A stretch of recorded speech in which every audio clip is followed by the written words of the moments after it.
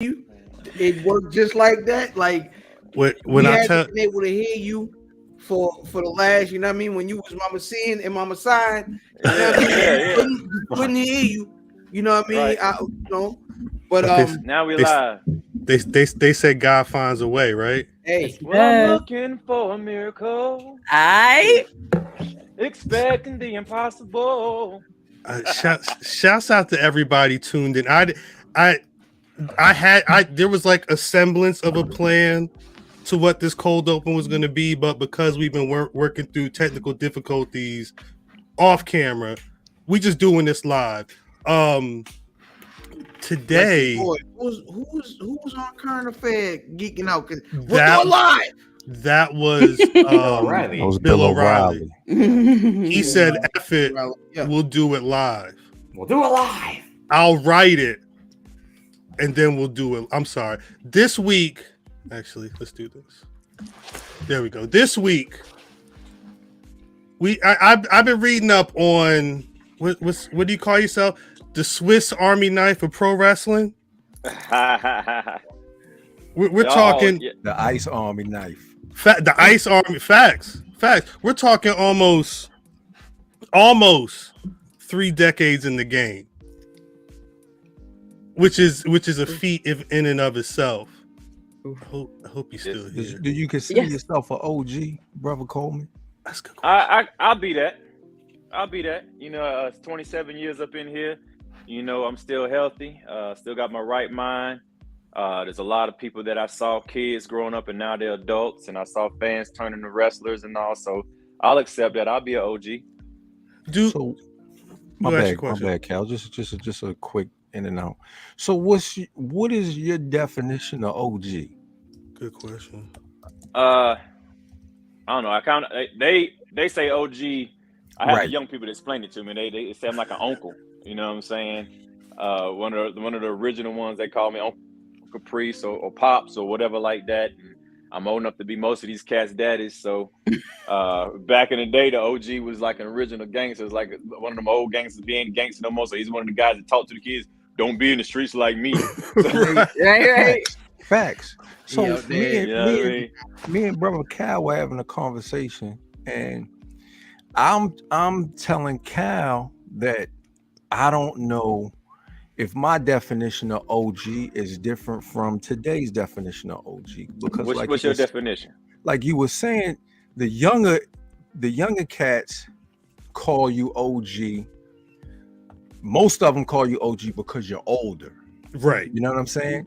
And when I think of OG, Cal was asking me, he was like, "Yo, do you have any OGs?" I said, most of the cats that I look to that's older are more of a father figure than what I would consider an OG. Right. Me, I'm thinking, like you said, I'm more their fathers. You know what I'm saying? More like they pops. They call me pops. They call me uncle. I'm like, right. Yeah. So when I think about it, I talked to T-Man about this a lot of times. I'm sorry, I don't mean to derail the conversation. No. But we just got up on here. Yeah. But when I sit down and have conversations, I kind of base, when I say somebody's older than me, I base it on as if it was high school. If I'm 16 and you 20, we not in the same But gap. we got in common. Yeah. Mm-hmm. So I'm looking for the person that's 20. I'm thinking the 20-year-old would be my OG because we're in the same time frame. Mm-hmm.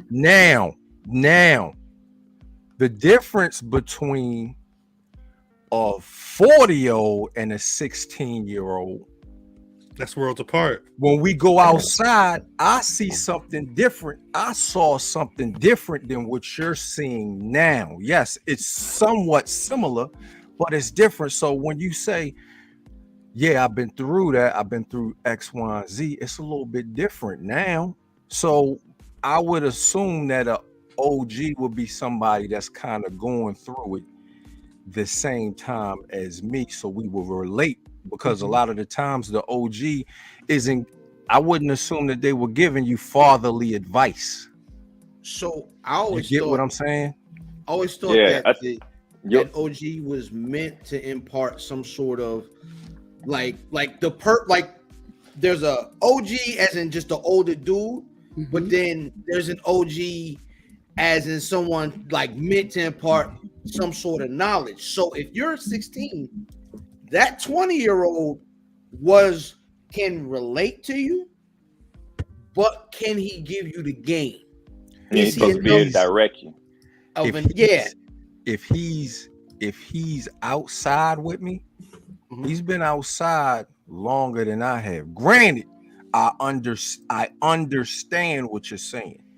I'm just putting it in the terms that I'm looking at it, because I'm looking at I'm OG for me.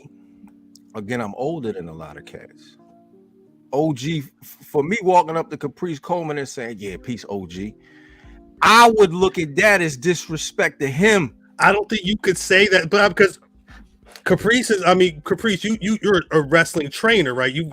I imagine that you have students who would look to you as an OG. I think that's different than you, Matt, walking up. Yes, that's what I'm saying. I would assume they would be different. They would be the ones who I would consider be the ones who could call him OG, as opposed to you. Now, this is just a conversation we were having. Yeah, I don't mean to. No, it's funny how that works. So no, it's funny how that works. Does anybody call you OG, Caprice? That's OG, Unc, Pops, all that. Specifically OG though. Yeah. What was your reaction the first time somebody called you OG? I probably looked at somebody and was like, "What does that mean?" I had the first time somebody called me an OG. I'm like, "Wait, what? Let me look up driving. Like, how old am I?" I think I'm past the thing where it's like, "Oh, am I old now?" type thing, because I know who I am. You know what I'm saying? Right. There's a point where you could try to deny it and all that stuff. I'm healthy. I look good for my age. Right. I feel good, and I'm still respected. You know, it's an honor. It's an honor to age. It's an honor to get older. You know what I'm saying? And to be able to still impart in people, man, it's a blessing to me. So I don't take it as an insult. You know what I'm saying? And for people to come up to me and they say that, a lot of times when they say it, they're saying it with respect. Right. You know, and they talk to me and all that. So it's more of a respect type thing. And it makes me, stay in check myself, because I can't be acting like one of these kids, you know what I'm saying? They don't expect me to act the same way they act. You see what I'm saying? Yeah. And then when I open my mouth, they listen.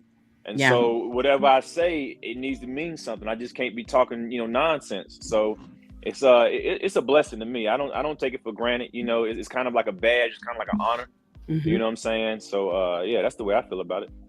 I actually went through that stage,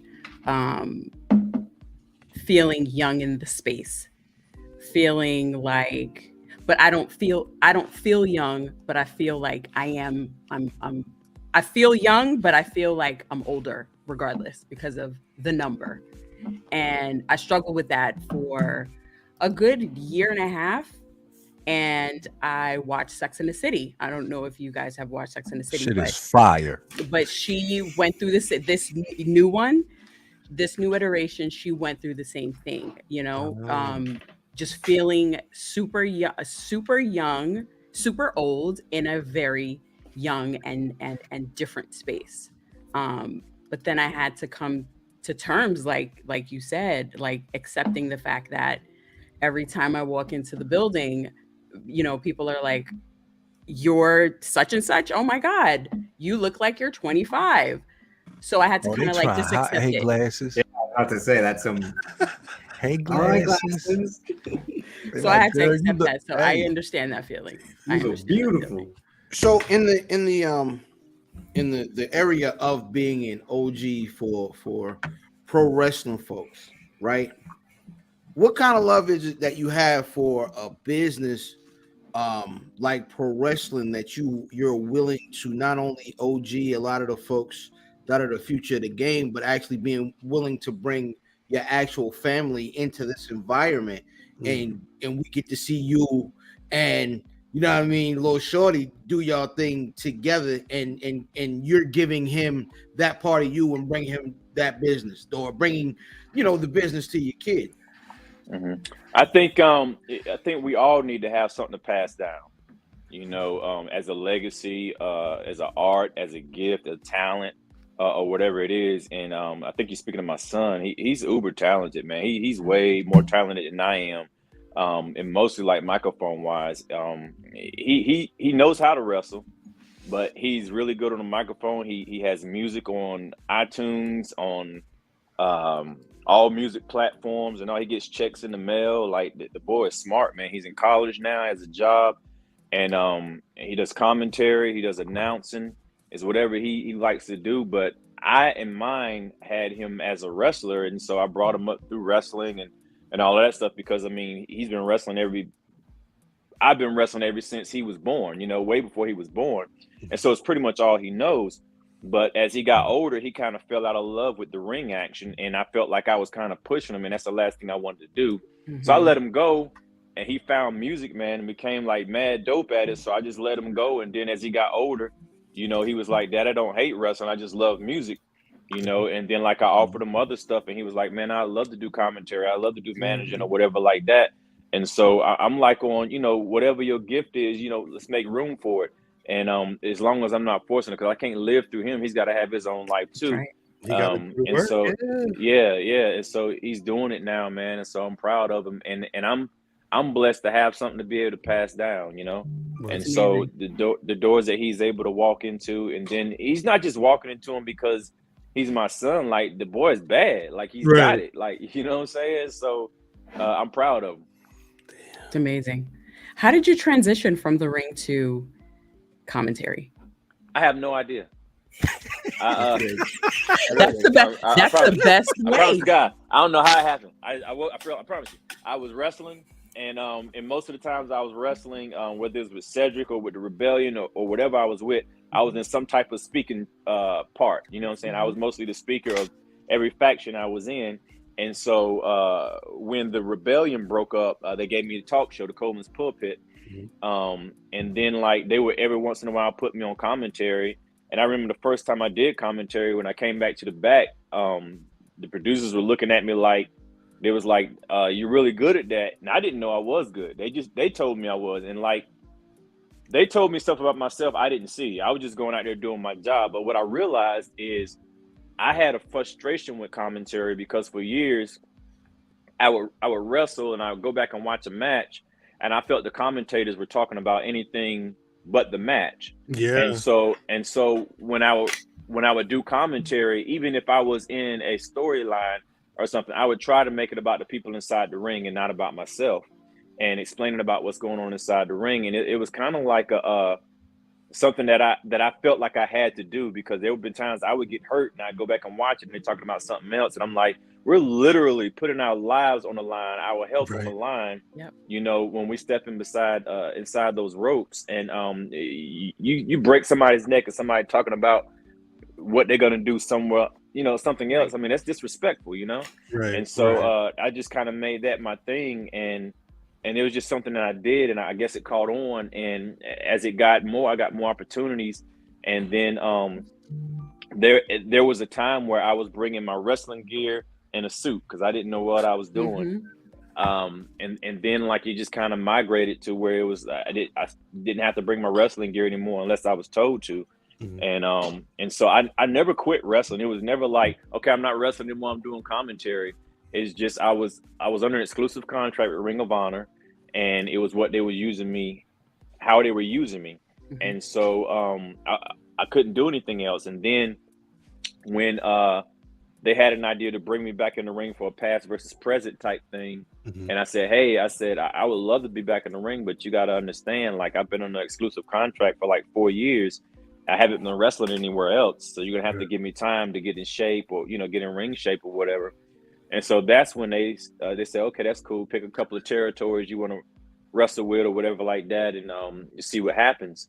And I started training again. And then as soon as I started training, I ended up landing a training gig. And while I'm training these guys, like, I'm doing the same things they're doing. I'm not a trainer that like sits outside the ring and says, do this, do that, do this. I'm with you. I'm doing it, Right. And while I was doing it, I was like, well, dang, I'm pretty good at this. And and so that's kind of where it started being both of them, and so it just kind of migrated from the ring to the announce table, and then from the announce table to the ring, to where I guess I do both. I wonder, because a lot more people been able to see you. I personally been enjoying your work on AEW TV when they've had you on working during the ROH matches. Did you notice like an instant uptick in conversation surrounding you once you started showing up on Dynamites and commentating during live TV on AEW? Yeah, it's weird because I think I've always been known to some people, but it's always funny that different platforms you go to, it's like people don't know who you are, or they know who you. It's kind of like I'm that album that you bought from an artist, and you bought it for like one song that you heard on the radio. Yeah. And then they start playing another song, and you was like, "Oh, that song's dope too. Hold up, I got that song. Right. I got that song." You know what I'm saying? And right. so then you play. It's kind of like that, where it's like they've had me forever, but then it's like, "Oh shoot, he got another hit." And so it's kind of like one of those type of things. And this album's been playing for 27 years. I love it. No, that's a beautiful thing. No, but I guess we were having a conversation last week about Ring of Honor. I wonder, somebody like you who's been in Ring of Honor, who is a part very much, one of the voices of Ring of Honor. What are your thoughts about the future? Is that something you can even speak on? Because I know things. It's an interesting time for ROH right now. Yeah. It's I'm hopeful. I'm optimistic. And I see that Tony Khan has a heart to want to do something with Ring of Honor. I've been around him long enough to know that when he wants to do something, he really wants to do it, and he speaks highly about it. And he really wants to. I think his thing is he wants to make sure it's the right move, and it's not just throwing us somewhere and it's saying something. He's a smart guy, man. Like he's really into wrestling. He's a freaking wrestling historian, and like he could. If he knows you, he knows you. Like he's like one of those. He's like the Rain Man of wrestling. Like he's like back to the beach, 1992, when so and so was going on, and this was happening. And so the match was going. Sounds like Drip. Sounds like Drip. I was like, yeah. And he had on a blue suit with a tie. And I was like, I'm sure he did. Like, right. Like he's that guy, man, and like he knows like wrestling like that. And he can pull up facts and all of that stuff, man. And that's the way he does it. So like.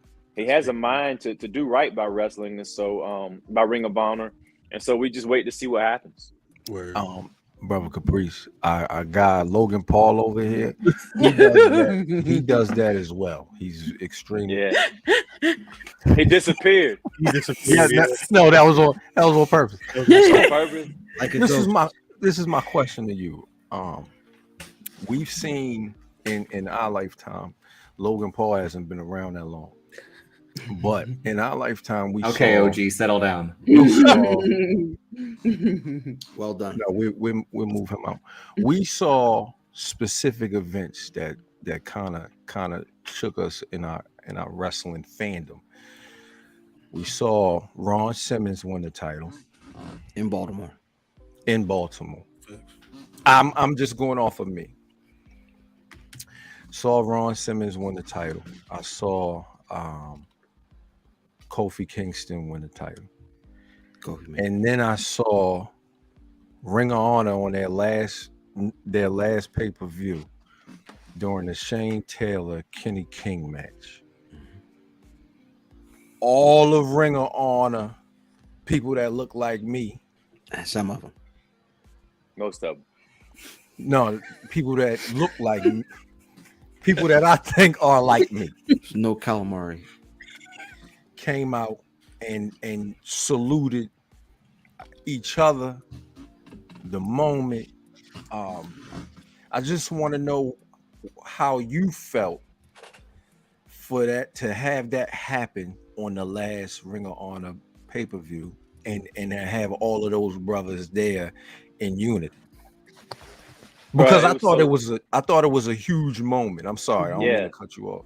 Nah, you good. You good. I thought it was dope, man. I thought it was real dope. I thought, like, if you think about it, everybody that was on that was on the pay-per-view. You know what I'm saying? And how many pay-per-views have you watched when so many of us were on it? Because for years we've been fighting, showing that, hey, we are different people. Mm-hmm. You know, you can't have one of us to represent all of us. That's right. You know, and so you got Shane Taylor Promotions, you got Kenny King, you got me doing commentary, you got Cheeseburger, you got SOS, you got Eli Isom, you got all these guys that are totally different, you know, characters represented on one show, and we were showing that solitude, man, that, you know, we can do it. We can be totally different people. And it was a proud moment, man. I had that picture on my Twitter thing for so long, man. I still got it, you know. But it's a proud moment because I don't think it was a race thing, like a Black Power thing. It was kind of like, man, we did it, and it wasn't like just us. It was like our forefathers. That's right. You know, when you go from watching wrestling, you talking about Ron Simmons, bro. I'm talking about Rocky King. You know, I grew up watching Rocky King when he wasn't winning matches, and I thought it was the biggest thing ever when he was getting close to it. You know, and he beat like Mr. Wrestling #1 or Mr. 2, and I went to school bragging about that. You know what I'm saying? Because Rocky King won. Right. You know, and for me, like, Rocky King was like the first wrestler that I felt he looked like somebody that, like, one of my family members. He had the Jerry curl and the muscles. Jerry curl. Yeah, and I thought it was cool. Yeah, I thought it was cool, man. And he always looked like he was gonna win because they would always give him something to make him like he was gonna win. Then he wouldn't. But like when he was on, man, I was glued. You know. And so it's all those people. So to have somebody, and I mean, there were stars before Rocky King or whatever that were actually good. You got Thunderbolt Patterson and all these guys. But like for me, the era that I grew up in, it's kind of like watching somebody like Rocky King getting opportunities here and there, you know, not really being great, but getting opportunities. And then you get somebody like, you know, Too Cold Scorpio comes in, you know what I'm saying? And then you get, I even like hard work Bobby Walker. Like, I like that dude. You know what I'm saying? See, yeah. And so I could pull back. You feel me? I just Hard like work Bobby Walker sound like he's singing gospel. Hey. He might have could. You remember Like- that dude? Yeah. Like he Yes. tried out for the keynotes and ain't make it. He wrestled on Saturday night. Then Sunday he's up on the church. You know what I mean? But Rocky King though, Norman King. Now- there you go. There you go. Now he looks you like go. somebody in my family. He looks like my uncle. Hey, He looks like hey, me. Shorty This is your barbecue granddaddy. Your granddaddy. Yo, that's good, right? So it's funny when you bring up a guy like Rocky King, which is a little even before me. It kind of shows off, you know what I mean, along with your hairline, your agelessness, right? Did he say No, he didn't. I Stay don't here have with that. us. Stay with us. Yeah, I ain't got Right. that. He got a cap on. The boy in the house with the toboggan on. Oh, yeah. There you go. Where's the Right. hairline at? Yeah, no, ain't none. This is my point though. Is that it shows off your agelessness, right? Like we can't tell. You know what I'm saying? Is he 35? Is he 25? You know what I'm saying? I'm 40. I'm 45 years old, and I'm proud of it, man. God has been good. I love to it. me. I love Yeah, it. So- I'm 45. I feel good. I look great, man. Hey, I can't complain. So God has been and good to me. I'm Facts. I want to ask, like, what do you do? You know what I'm saying? To keep yourself together, but the word on the street is you don't eat food. Don't eat food. That's You've a been yes. talking to Cedric. You've been That's a talking to yes. Cedric and Ariel. Talk to I everybody. eat. I do eat. I eat. I'm not picky, but there's some things I just won't eat. You know what I mean? Like what? Like I try not to eat fried food. Mm. I don't drink soda. No. I don't like sugary. See, I'm a stuff. picky eater, but I eat I don't the like stuff he's not chocolate. eating. Yeah. just picks to eat the You garbage. know, yeah, but like, and then I don't eat a lot. You know what I'm saying? I don't. My problem is, and this is what everybody has figured out, I guess. I don't like being full. I can't stand being full. When I'm full, like I can't move around. I feel tired. I'm sleepy.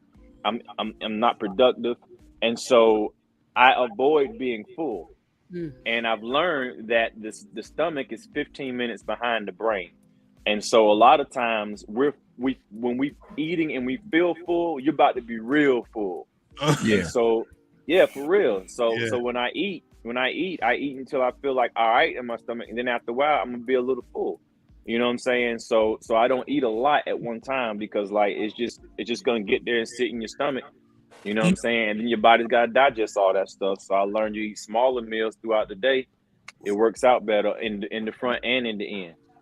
God bless you. Even during Thanksgiving? I was going there. Yeah. That's where I was going. Hey, let me tell you something. Thanksgiving is the best meal prep in the world, brother. I be having turkey all the way to turkey salad, turkey sandwiches, all the stuff, bro. I promise you. They be like, y'all gonna take some of this home? Be like, sure am. Give me all that. I be putting the turkey leg. I'm back to truck all of it. Bro. Yeah. I promise you. Hold on, Turkey leg with mayonnaise on some bread. What you talking about? Wait. Go ahead. How Cos. long can you eat that food? That was my question. Until my nose is crucial. Like if it smells bad, if I'm like my nose will turn stuff off. Like for real. Like I have a easily offended nose. You can't make it past the weekend. You can't be Yeah, Monday. yeah. You cannot be Monday yeah. talking about y'all still want some of this. No, wait. I'm gonna smell it. I'm gonna smell it. Like if it got a twinge to it, I ain't trying to be sick. You know what I mean? But like if it's good, I'm gonna eat it. But like I'm gonna smell it or whatever. But like my nose is like it's crucial.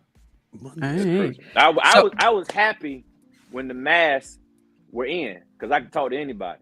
But then when they lifted the mask, my conversations got short. You know, That is right. I ain't had that much to say to people anymore.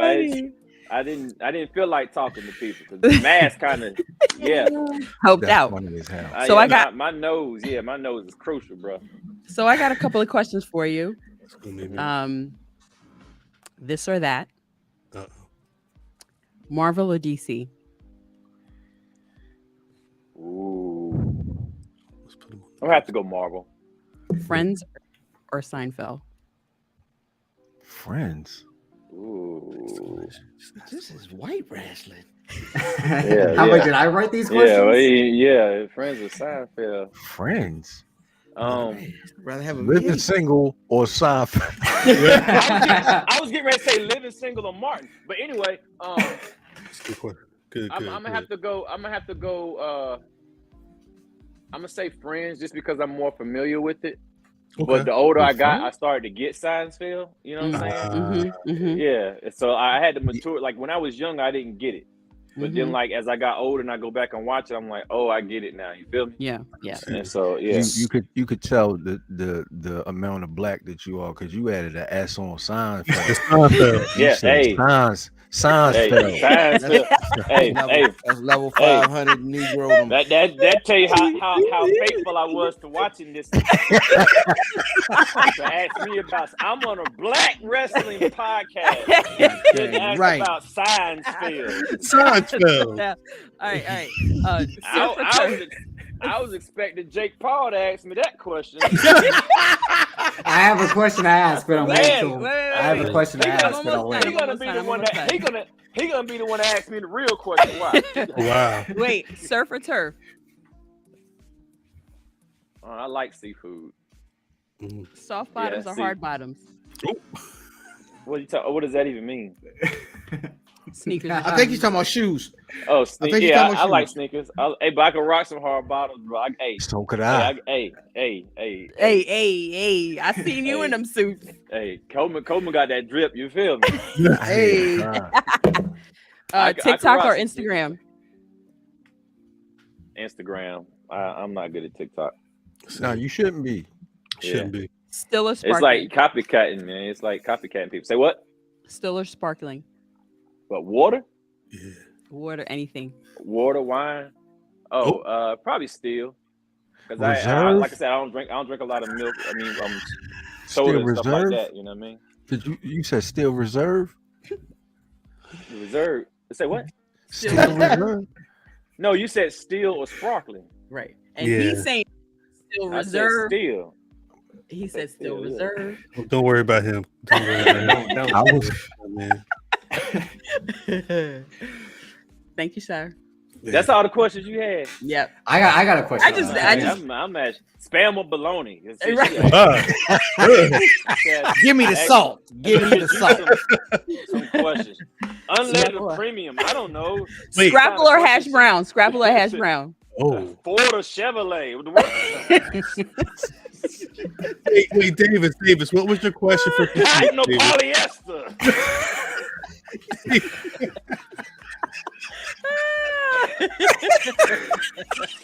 This is great. What a question.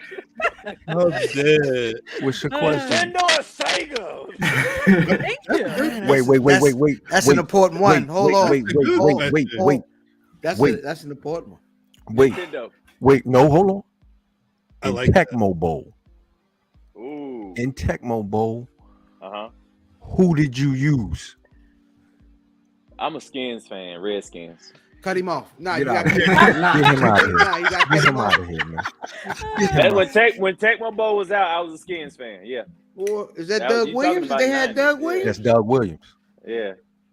Doug Williams. Who's your team now? An art month. Well, I live in Charlotte, so I'm a Panthers fan. I support the It's home an team. upgrade. It's an upgrade. All right, Drip. Yeah. Drip, what's your What's your question? Well, like Cal said earlier, with him being on our AEW and hearing his commentary, there's kind of like that Where's that different voice coming dynamic. Oh, Grandmaster B right there in the middle. It's like that different dynamic in sports commentary. Like not every NFL game has the same commentary group. So his insight, I think, is much needed, especially with the matches he's been calling, which is a lot of former ROH stars and current AEW stars. So what's a former ROH wrestler versus a current AEW star that you'd like to see happen? What match would you like to call? Ooh. I want to see Dalton Castle versus Chris Jericho. I think it'd be good.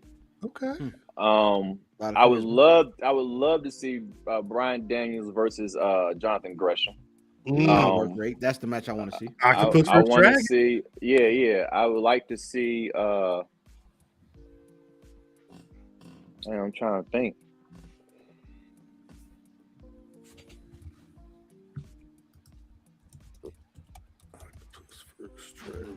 That's all I want to say. I really don't know. I can't think about it like that. I want to see the Briscoes versus FTR Again and again until they win. Yeah. I think it has to be the Briscoes versus the Lucha Bros, though. I'm gonna fight you every day. I'm sorry. What now? Lucha Bros, that'd be good. That'd be good. That's funny. I like. Let's see. I want to get Shane Taylor in there, man. I would put Shane Taylor and Brian Cage. Ooh. I just became a matchmaker. He's the worker, bro. Give Caprice the pin. What else would I do?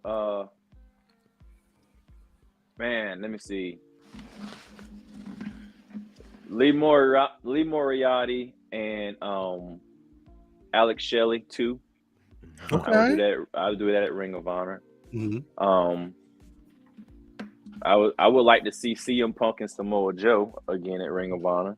That would be nice. And I would love to see. I would put Colt Cabana.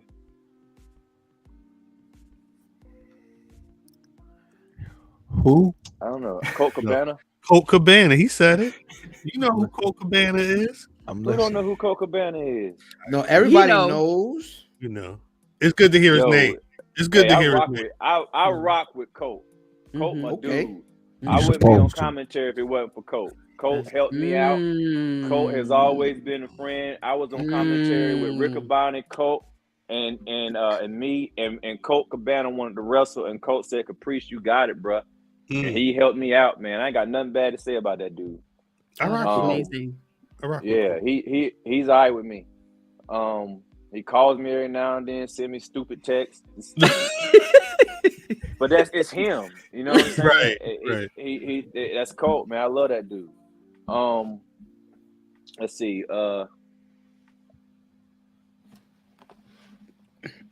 it's hard because like they've mixed everything up. I really feel like AEW has pulled a lot from the Ring of Honor roster and made them their own.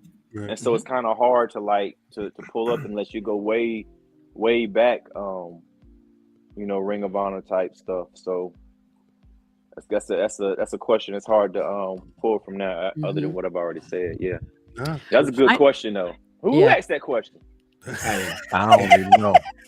It was Logan Paul. The voice of the voiceless. Seinfeld asked that question. I have one more question. Paul, you all right with me? I have one more question. So you just recently called Battle Slam with Bonner. Gerard Bonner. Yep. And he was very excited when he found out that he was going to call that show with you. Is there anybody that you aspire to call a show for? Like you would like to sit at their desk, or you would like to build the desk with them? Wait. Yeah. I've already done it, man. Like I want to do with Jim Ross. Right. That's like when I hear commentary in my head, it's Jim Ross' voice. Mm-hmm. You know what I'm saying? And I was just excited about Gerard Bonner as he was, because I met Gerard Bonner when I was wrestling, and he was like a wrestling fan. Mm-hmm. I met him in church. Like somebody introduced us, like the church. This guy named Juan Murray introduced us and said, "Hey, I got a friend that's a huge wrestling fan, and you're into wrestling." And so we kind of kicked it off like that. Him and two other guys. They had like a podcast. Brandon Clack and I'm pulling a brain fart right now, but like, so we knew each other, and then like I turned around and he's doing commentary, and so I was like, okay, that's what's up. So I'm watching him and his partner like hit it up or whatever like that, and then when I was called for Battle Slam and they said Gerard Bonner, I said, oh, it's on, So I definitely enjoyed my time with him. But yeah, it was JR and Tony Schiavone. You know what I'm saying? I would love to do something with like Jerry the King Lawler. They were kind of like my main, like when I hear commentary in my head, that's who I hear. You know what I'm saying? Right. Right. So yeah, that would be it. But see, Riccaboni and I, man, like I really feel like Riccaboni and I are the modern day Jim Ross and Jerry Lawler. Like that's how I feel like him and I are. Right. And the way we feed off each other, and like how we can take it up, we can take it down, we could be serious, we could be funny, and it's just a vibe that we have that you can't make chemistry. You know what I'm saying? It just has to be. It just has to be. That's right. Either you have it or you don't. You don't. Yep. So yeah. So you mentioned Jim Ross, and of course we know the great Hell in a Cell performance by Jim Ross there. Other than that, like what are some of the great calls that you can remember? Like the stuff that you kind of learned from when you kind of get into your groove as an announcer? I don't have like Stone Cold, no, but he's got a family, by God. But I never, you got to understand, I never saw myself being a commentator. When I was watching wrestling, I was hearing the commentary. And I just kind of, by God's grace, slid. How many athletes slide into a commentary position? You know what I'm saying? If you're looking at football, you're looking at basketball, baseball, how many athletes get the opportunity that I have? It's rare. You feel me? Yeah. And so I didn't really grow up listening to the commentators. Now my son, he listens to the commentators. You know what I'm saying? But like me, I was watching the wrestling and I was hearing the commentators. You know what I'm saying? I didn't start really paying attention to the commentators until I started wrestling at places that had commentary. And then that's when I was kind of like, dang, what's going on here? Like, you know what I'm saying? And so I really feel that things that we have a problem with, we are called to be the answer to. You know what I'm saying? And it's like, if we're not there to answer it, then why are we complaining? You know? Right. And so when I had an opportunity to do commentary, I just made up in my mind I wasn't going to be the type of commentary that frustrated me. And so so I can't lie and say, oh, I grew up listening to Gordon Soley, and I know all of those voices. Right. You know what I'm saying? Like, if you play something, I can tell you who's doing the commentary. You know, but I never was like, I never grew up studying commentary. That's a gift from God, man. And it's not even just, I don't even think I do commentary like anybody else, man. I'm just calling the action. I'm talking about what's going on inside the ring. I'm telling a story. I'm painting a picture, man. Like the coloring book's already made. I'm just putting the color to it, you know? And that's the way I feel about it, man. I'm painting that picture. Oh, that's a beautiful. Definitely art. Sorry. I was gonna say that's a beautiful thing. I will also say this: we got we could be here for another hour. I imagine we got a whole show to get to, Mr. Coleman. Y'all told me 8:00, had me sitting in the queue till 11:30, and then the tech stuff didn't work right. Then you open up, got Nas, Vanilla Ice, Nas, and Martin, and Living Single, and all that on there in the background. And then you gonna have me on for 20 minutes and tell me about it. Okay, hey. That's cool. Hey, that's the last question. I can rock. I can go. We good. Hold on. Hey, we're running out of time, folks. No, wait. The tape machines are rolling. Hey, if you're allowed to do an Extreme Rules preview prediction with us, you can stay the whole show. Yeah. Extreme Rules for this. Yeah, that's that. That's what y'all got going on. He said I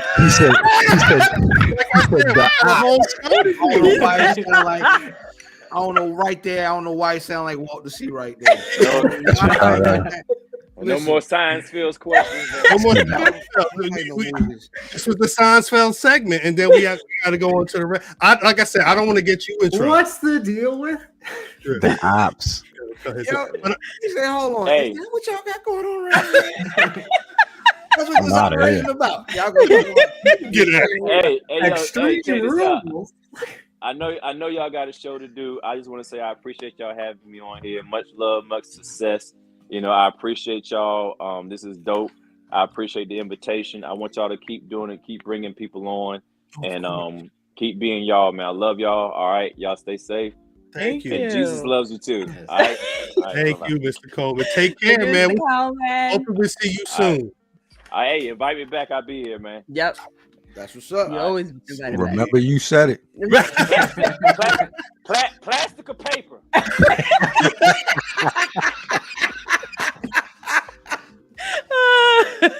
Oh my god! Oh my god! Why hit you with the face that Boozy made when he seen the fake Boozy this week? When he looked over, he said, "That's crazy." That's the Caprice Coleman. I will say this, you know, it's because the way he is dope to see black people kind of just doing the damn thing and being themselves and being able to be an inspiration for people like us and people that are coming up, you know, behind us and trying to be where we are and further. It's it's dope to see those similarities in what we're doing. Seinfeld's is the name of the episode. Seinfeld's been the name of the episode. I mean, that's the only thing. I thought I was going to be painting the picture because I thought that was pretty good too. But drip. I'm sorry, Davis. actually, I can't agree with David. Painting the picture is crazy. We'll see. We still got a whole lot. Matter of fact, we still got a whole lot of show to do. So let's turn this goddamn intro music off and get to it. Greetings, wrestling fans, and welcome to another action-packed part of All-Star Wrestling.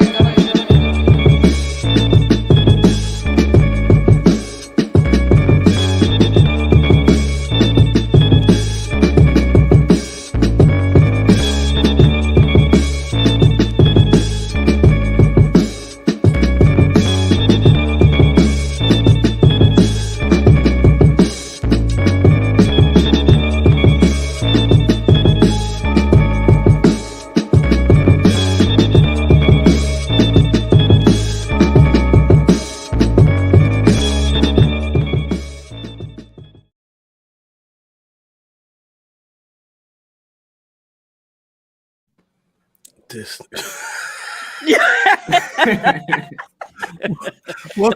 Welcome back to the Black Rasslin Podcast. Clearly, you see this. What's that dance called?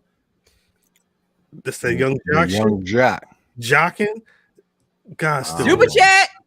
shit. Super chat jumping already, man. Chat already. Oh, Damn, Bottom. pieces nails. Let's start the episode off properly. Damn, does that mean I gotta take a shot? Shot. No, I ain't bring nothing yet. We was here with the Rev. You know what I mean? I went to the liquor store the other day. This was in there. This is Conor McGregor shit. I never had this. Yeah, That's salute. This is not sponsored by a bottle of Conor McGregor, whiskey. but that's what I'm looking. That is the most pause-worthy liquor. The pause-worthy named Proper number 12. Yeah, I don't. You've got that proper 12, don't you? It's got an animal. I don't fucking know.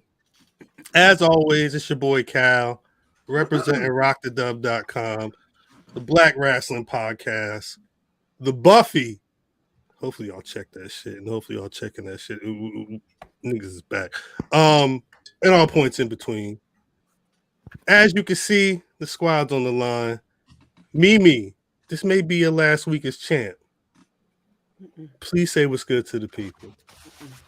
I bought patches. I bought winners. This nigga got a whole jacket on. Because it's cold in here. Yeah. It's Say your what's heart. up to the people. Say what's up. Tell them you ain't Ice going nowhere. Queen. That belt said, I'm coming home. that belt look homesick. Yeah, that belt said, I'm coming home. You good, right? Super chat. No. This for Science Fell season 4. Shouts out to the Ringside Club. Ringside Club been damn. Shouts out to Big Mike. Black Irish. Black Irish won't be saying Mike. nothing. He just drop a super chat. I love Big Mike though. Shouts to Big Mike for real. Bull. Black Irish just hit me on the side. Says, "Don't give They none of get that." out of here. I was about to say, I don't know what Big said. I don't I understand. already gave him his allowance. I No, saw it. there was one time where at a gas station, like I put up my drink too. He's like, "You got your wallet?" I'm like, "I'm with you. Why would I have my wallet?" And he's like, See, that's spoken like a true child. You sound like Krista B. Right. You sound like Krista B is wild. That's crazy. Man. Hey man, That's funny. That's funny. That's funny as hell. Put that back. I'm sorry. That's funny as hell. Vinny, stay with the shit. The curse Nah, of Vinny. Kith. The curse of the kiss. hey man, IlFab790, your social media choice. You may have seen me in such things as Other Where's Buffy podcast, the Something Else podcast, Black Watch. You've seen me in everything other than maybe some of my family pictures.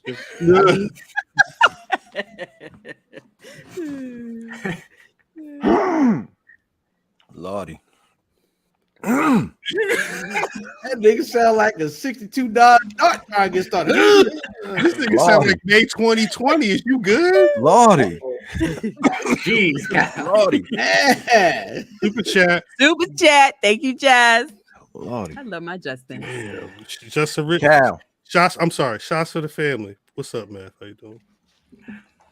Lordy Dotty. We to likes the party. party. Okay. We don't cause trouble.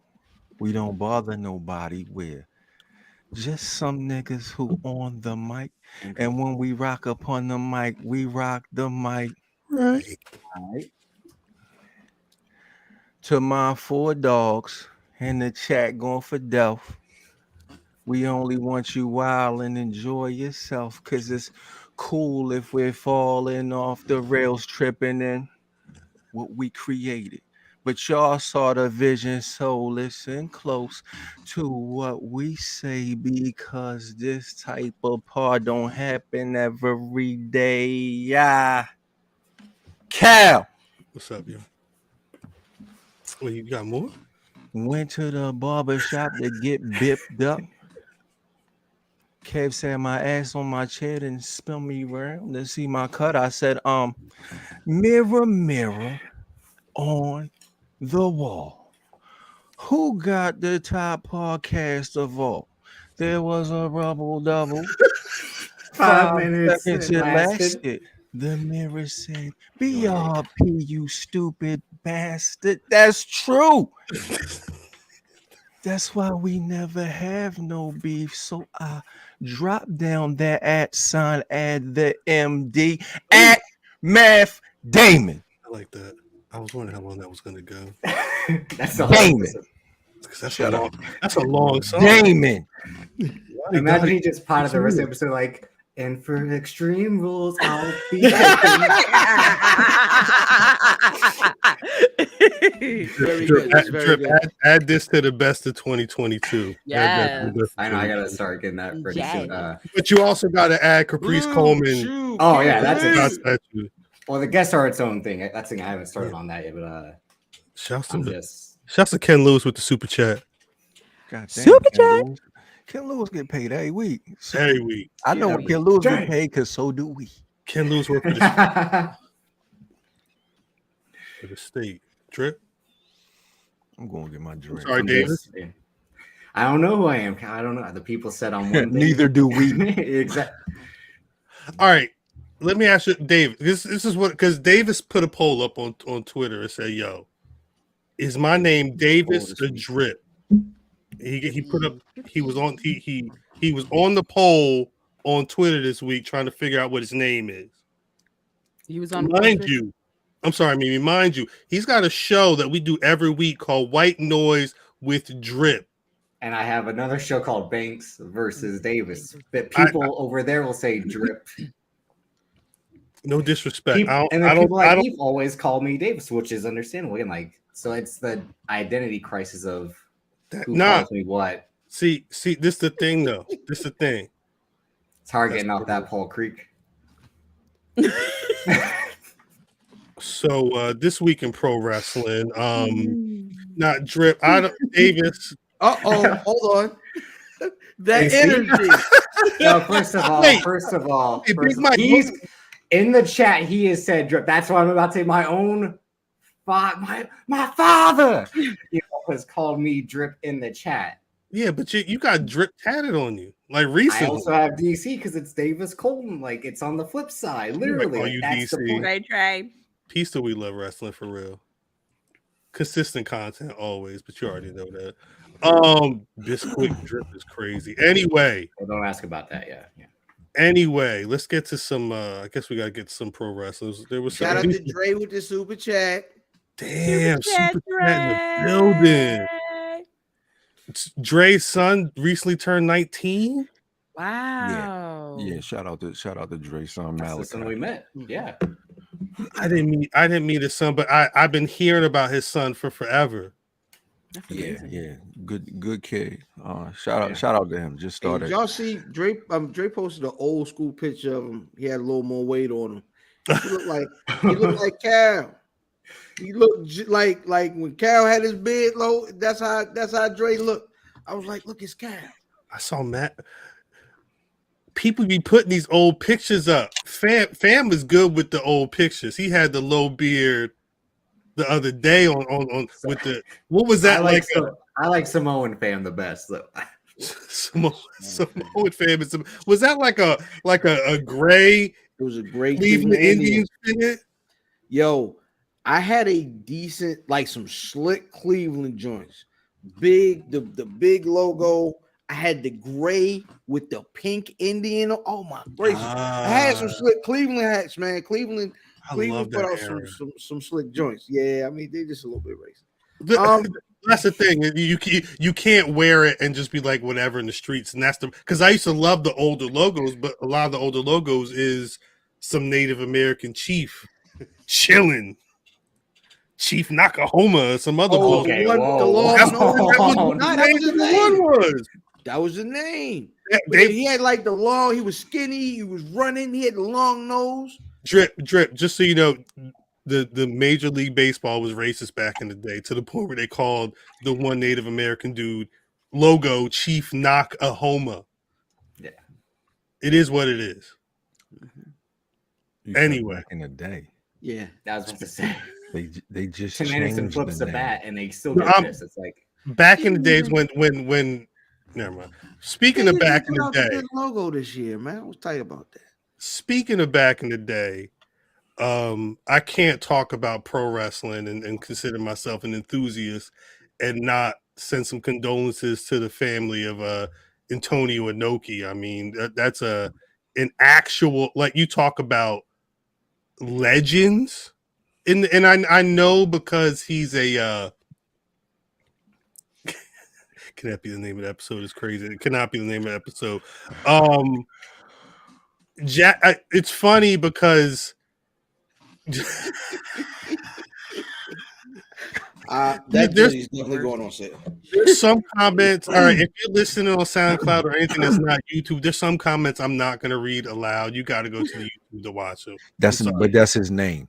That was his name. Yeah, that's his actual name. Did he pick that? Did he pick that name for himself? Like, is that his like attribute? That's me. See, I got 20 to that. That's me right there. I'm the chief. Nah, I don't. Nah, that was so. What she said, Chief Nakahoma, and then that was it. I was talking about the other name though. Yeah, he was talking about Antonio Inoki. No. Don't even worry about it, Cal. Don't even worry about it. They gotta check the YouTube to get that joke. Yeah, like I said, check the YouTube. That's all they need to know. I need to check. No, I again, I'm not. Whatever you talking about, I'm not talking about that live on the air. Nah, but if you call yourself a fan of New Japan, if you call yourself a fan of strong style or any type of mix, grappling, like wrestling versus kickboxing or MMA versus whatever, like that's all Inoki and more. He was old. From what I understand, they had. I read today that they gave him the distinction of being honorary chairman of New Japan on September 1st, and they've got a show on the 10th that they were going to be announcing that at. But I mean, he passed on October 1st, so they let that information be. I don't know what New Japan's planning on doing, because it's 50 years of New Japan and Inoki being there since he was literally the chairman of that shit. But that's the man. So you gotta look though at how important Antonio Inoki is, right? Right. Right. He is the first. He's the first like international instance of MMA wrestler versus boxer, right? Right. He is essentially the Vince McMahon and Hulk Hogan of New Japan Pro Wrestling. Facts. You talking about a guy who, I mean, you know what I mean? Over here, we saw him and we knew of him, but it wasn't like his impact is insane. So you gotta like, there isn't much that he didn't do. He did it in the ring. He did it as champion. He did, you know what I'm saying? He did it booking. He smacked 300 niggas on the way to the ring. Like, he did everything. The video, that is amazing. I think it's called the Fighting Spirit or whatever. The idea is he slapped the shit out of you, but he's like transferring his ability. Again, because strong style fighting spirit, the style in Japan is, again, you lariat, fire back up, you throw your own lariat, they knock you down, you fire back up. Like I love it. I don't want wrestling. He's the innovator of that. Was Antonio Inoki on Scooby-Doo? Maybe not. Let's see. I don't know if Scooby-Doo. That's a legit question. What I'm saying is, I don't know if Scooby-Doo did episodes in Japan. If Scooby-Doo did episodes in Japan, maybe. But I just did a Google search. I didn't see anything. He wasn't on Scooby-Doo? I don't think he was as popular in America to be on Scooby-Doo. For some reason, I see him on Scooby-Doo for some reason. There's a lot of pro wrestlers on Scooby-Doo. Yeah, that's the reason why I was asking. Even and Big Show have been on Scooby-Doo. They did a whole WrestleMania hijinks or whatever the hell it was called. That's how I talked to Big Show. He was promoting that. Bless his heart. Nah, facts. Anyway, rest in peace, Antonio Inoki. What you about to say, fam? Nothing. Rest in peace, Antonio Inoki. Again, I'm assuming that New Japan World's probably going to have all types. Again, 50 years of New Japan pro wrestling. The passing of Antonio Inoki, people are wild. Talk about the match you've been talking about all day, Cal. Like, speak on that. Oh, the Gonrujima death match.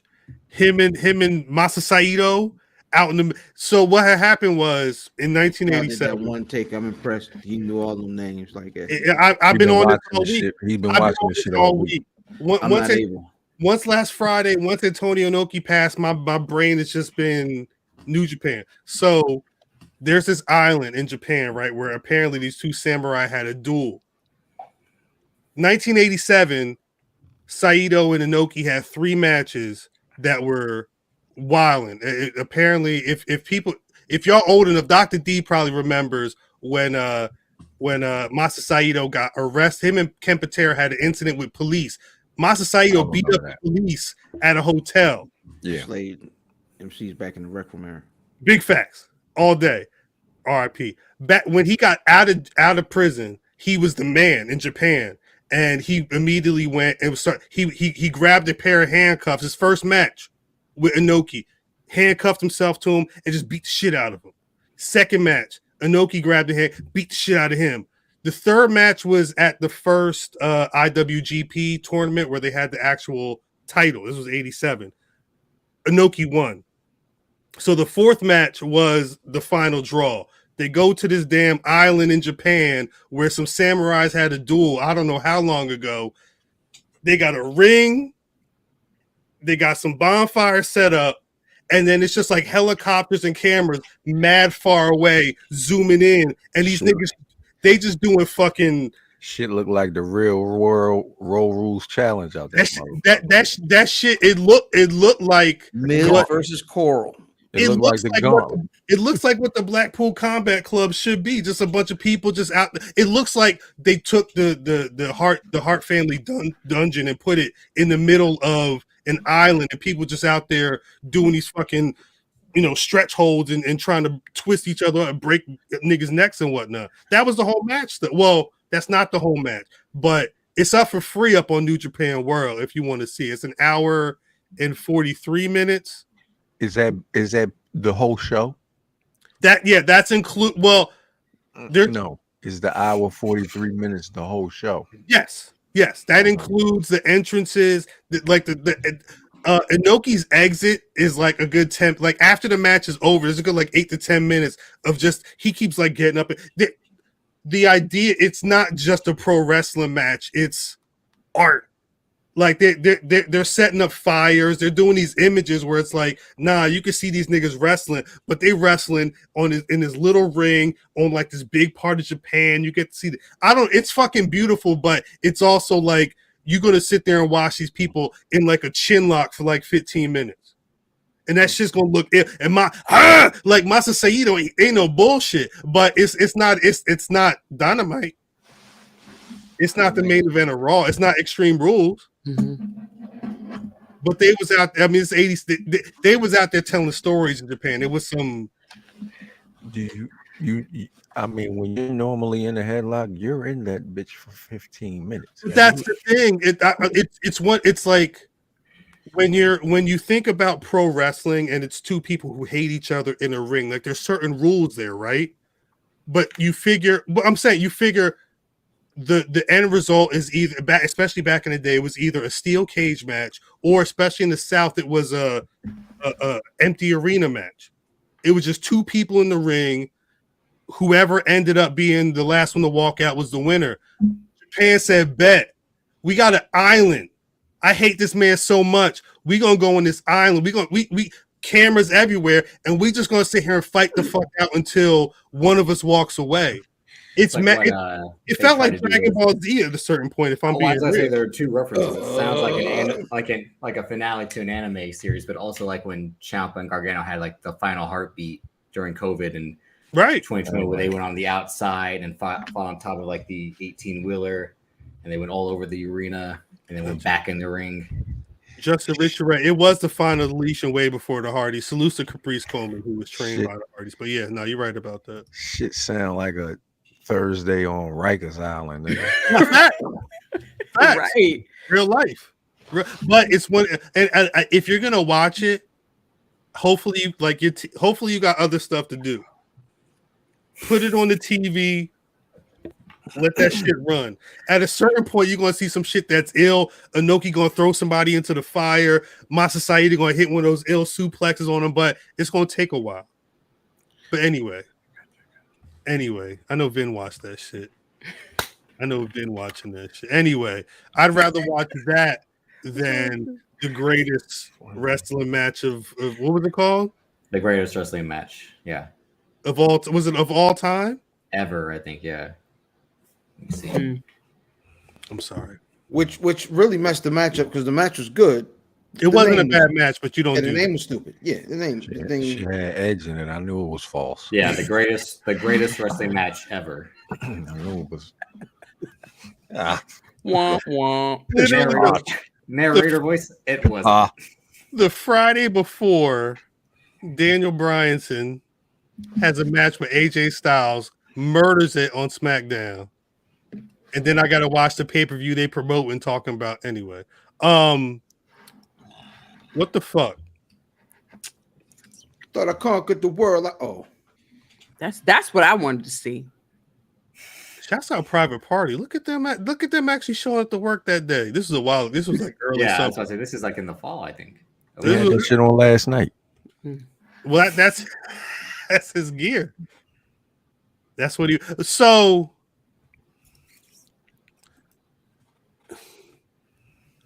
is Sammy Guevara worth it? Is that what's going on? Is it that? No. Is it? I'm at. Is it that Tony Khan rocks with him enough to where? now that's a different question. Yeah, Worth it and rocks with is two different questions. because I feel like when they have that conversation of the pillars. I feel when we go to that goddamn pay-per-view, or I'm sorry, the first night of Dynamite. Of Dynamite, whose first match? him and Cody. right. That's And why I that asked thing them. can't- like, you know what I'm saying? Like, we And go the out show there ends with him turning heel, like him joining the inner circle, not being the inner circle being formed. But the idea is like, is he worth it? There are Dante Martins, there are overseas Michael Oku, there are guys who can do what Sammy Guevara can. So is he replaceable? Yeah, because Sammy Guevara can't talk. He's proven that since he's been a solo star and since he went back to the inner circle. He only gets heel heat because people legitimately hate him for everything he's done in the last year. Facts. And it's not like he's Shawn Michaels where it's like worth keeping someone with all this backstage drama. Like he's not. But Matt, when he was doing all his shit backstage, they were doing whatever they could to keep Shawn Michaels because they saw something in him.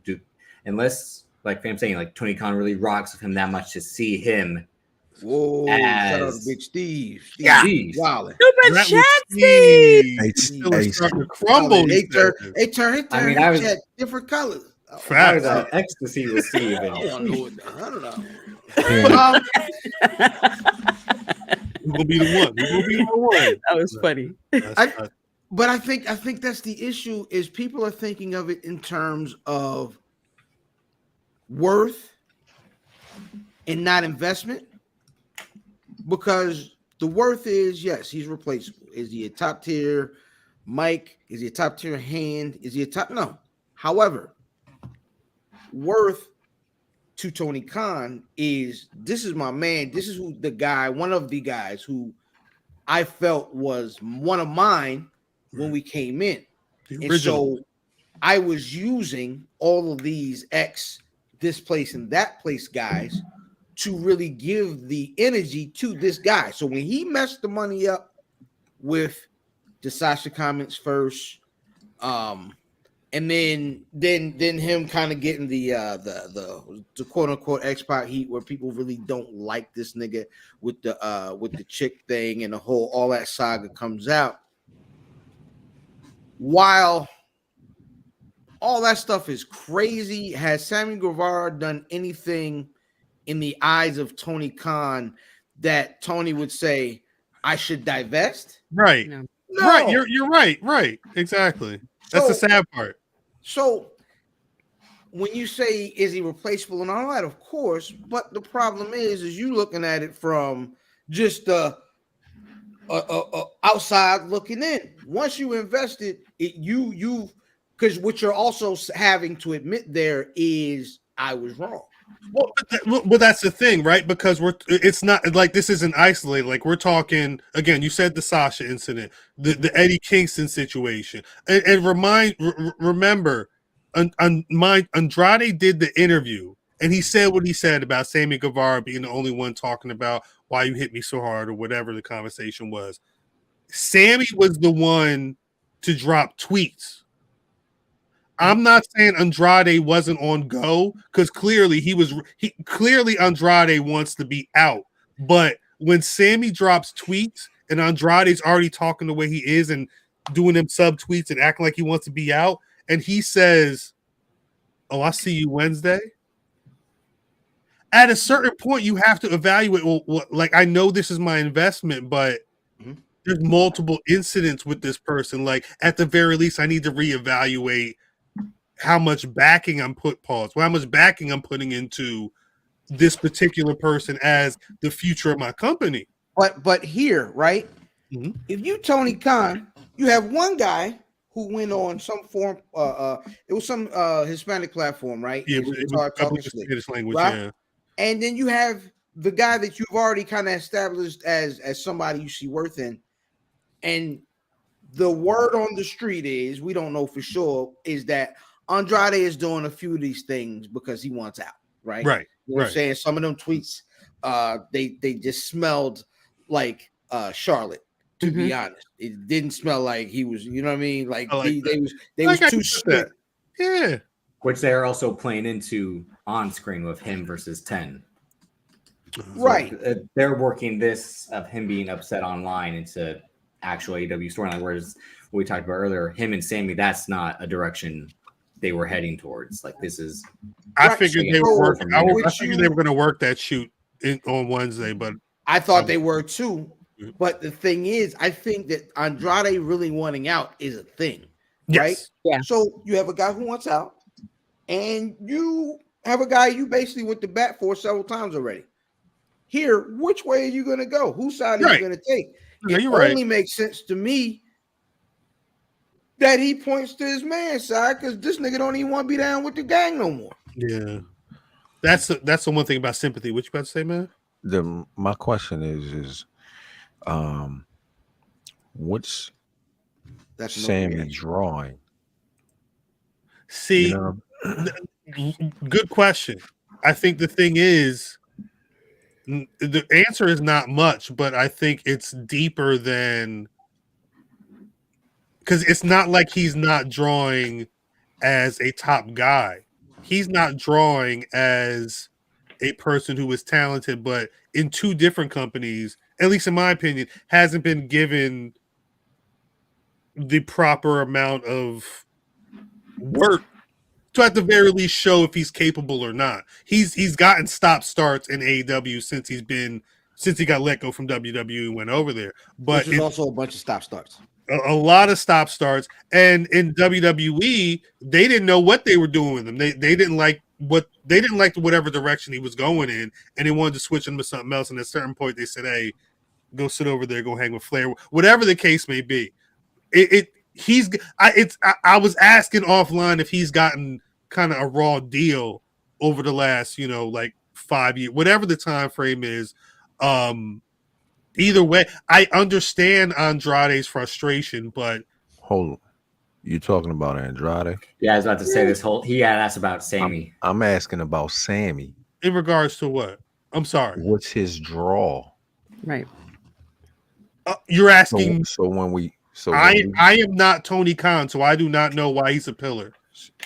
That was why I'm asking. Yeah, I don't know. At a certain point, it's a pillar. I understand that, but then we what it boils down to is business. That's why I was asking. That's why how long do you keep this going on before you evaluate and say maybe he's not the one right I need to be investing in?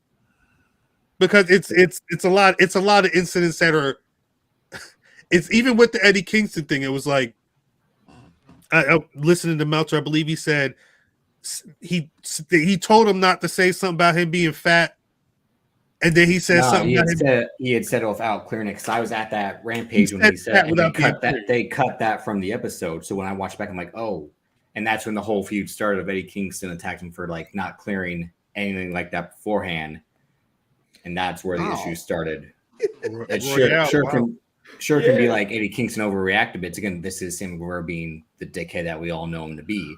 They tried. Go ahead. We can't say that Sammy Guevara is just being young. How old is this? People said yesterday like he's almost 30. He's 29. He's young. When do you stop being young? He's so there's age and then there's mentality. Right. He's young here. Like he's still not. I don't think he's caught up to 30. Because the way he acts and the way he speaks, he doesn't speak like a mature person. Like he doesn't speak like a mature man. He has his tongue hanging out his mouth. What? Yeah, like is it heavy? I don't know. I don't know how much of we've seen as the actual dude. Well, I was good. So I don't know if I can jump out that window. I can say he's definitely had some missteps because he went from, and that's the one thing that's kind of interesting about AEW in general. Shout out to the super chat. Shout out to the super chat. Shout out. What's up, Kelly? You know what I mean? So when we talk about age and youth, right, Antoine. When we talk about age, no, you can always hold people accountable. Yeah, off the rip. Right. But Tony, what I think there's it's more of a meritocracy, right? So if there's been things done where they like, all right, well, we put you did this, and you used to be, you know what I mean, in the picture with the signs and all that, and we've invested in like I said, this much into you, then it's, well, I'm gonna have your back because I already put some of my coin in your pocket to try to flip it. That's my question. So yes, you can always expect accountability, but it's pro wrestling. People aren't going to be treated the same way down the line. I mean, that's just the reality. That was why I asked, what's his draw? Because I'm tolerating bullshit if he bringing in cash. If he a cash cow, like Drip was saying, you sit down and you watch Shawn Michaels be a fucking dick for 20 years. Right. It's because Shawn Michaels was bringing in cash. But even then they like cash in like dying days, so like it wasn't much to be like, right. It's they were, and the war is like starting, so I can't lose anyone, even if they're the biggest head case in the place. And Sammy Guevara's whole thing is like, again, they play up the engagement to make him this babyface from the whole time he's part of a group that were legit heels, and 3 months later it's like, oh, we're not engaged anymore and I'm with Ty Conti. It's like, so we're supposed to like you, and then they do the back, like, remember, like, people cheered when Scorpio Sky took the belt off him. Scorpio Sky got cheered for beating him. Like, Matt, did you cheer Scorpio Sky? Ethan Pate, did I what? Did you cheer Scorpio Sky? He was like, Scorpio. What was the first knock on Tony Khan? Good question. In terms of AEW? What was the first knock? The first knock was, the first repetitive knock that I heard all the time was, he's got a lot of WWE guys here. Right? There are a lot of them. So what does it look like? Jake Hager. Hi, Chris. Jake Hager. First episode. But what does it look like siding with ex-WWE folks against one of the, so it's a lot of it's almost a lot of stuff that forces Tony to be like, I gotta rock with Joe, because the knock was, oh, you're bringing in all these WWE guys and overpaying them, and you got the little guys, the guys that you started with, and they making pennies because you keep bringing in these niggas that was already making monster bread up north. How do you look rocking with these outsider niggas over the niggas that you started with? Yeah. So there's another point of contention where Tony has to rock with layers. No, which there's leads to like that Kenny Omega comment where he's like, I wouldn't have signed. Again, who knows if that was legit or not, where he's like, I wouldn't have signed XXX who had been signed in the last year or so. either way. I think a situation like this, Dead ass. I would love to see. I would love to say, "Hey, Tony Khan, like you're handling this wrong," but like his hands are literally tied in this situation. That's his fault. You're right, but I'm saying he's entrusted Sammy enough to, because I think he has to be around because it feels like he's building to something. There was a quote he just said he wants to be Booker of the Year in the Wrestling Observer Awards. That's a direct quote from Tony Khan, and his point. He said there's a lot of things that we're building to, and if you can't see it, you're not paying attention. If he's keeping Sammy Guevara around, he's got to be instrumental in whatever's going on at some point. Because why would you put up with it? This nigga said Booker of the Year when the other company is bringing in billions. He said And winning ESPYs. But I think he ain't talking about money. But at some point, although you have to talk money, he can. You won't. Booker ain't the thing you're gonna be worrying about, nigga. He can talk. I think Arthur Ashe was his first $1 million gate, and he can talk pay-per-view numbers. But I don't know. I don't know if he's looking at it as money as opposed to this nigga Clout, wrestling clout. It's like I'm the lyricist of the year. That's what I was going to say. It's like saying like I want to win Best Picture. It's like that's not. I think that's what he's. I'm going to make the most Oscar bait movie I can make. Mike. It's going to have this and that. It's not 5 mics. It's not. But like Phantom said, like you said it's not 5 mics. Mimi, you said no, this is 5 each. I feel you. By choosing to stick again with his day ones, it's alienating the people again who he sold with these false promises. Allegedly, the Malachi Blacks, the Andrades of like, if I sign here, I'm expecting this, this, and this, and we can all agree in a way like they've been mishandled, just like they were to then get released, and they're basically the casualties of this war. The Malachi Blacks and the Andrade. I mean, Keith Lee not as much because he was just tag champ, but still, Keith Lee wasn't even on the show this week though. You know, I got nothing. Buddy Murphy is another one. I mean, again, it's these people who, again, did you take them just because they were available and you wanted to stop them from getting from back? Yeah, I would assume a lot. He had money and a lot of those people were free, so he said, "Let me grab them." But in a way too, that like it fits the AW style, like they're wrestlers, and like, yeah. But I think the problem is just like we were talking last week with like they didn't snatch up Braun Strowman, they didn't snatch up. Wait, Trip, what I'm saying, just like we spoke last week about how Tony Khan may or may not have had a plan for ROH after he bought him. He grabbed a lot of these WWE guys because they were available. Because the only plan is winning Booker of the Year. He doesn't plan for anything except that. He'll tweet and be like, "Yo, I got some shit for y'all on Wednesday," and then it's fucking Diet Test or whoever the fuck that he just picked up. Nigga, it's Brian Cage versus Brian Cage plus. No, I didn't. Should have been watching the guy. You should have been watching the death match like I was watching. Why the fuck? Oh my god, that's because it wasn't over yet, Cal. Like, hey, I know there was 2 hours of wrestling I watched this week, and it was way more enjoyable than Dynamite. Cal watched 1 hour long match. Hey, I saw Willow Nightingale win a match. Hey, I would really like her to see her win that.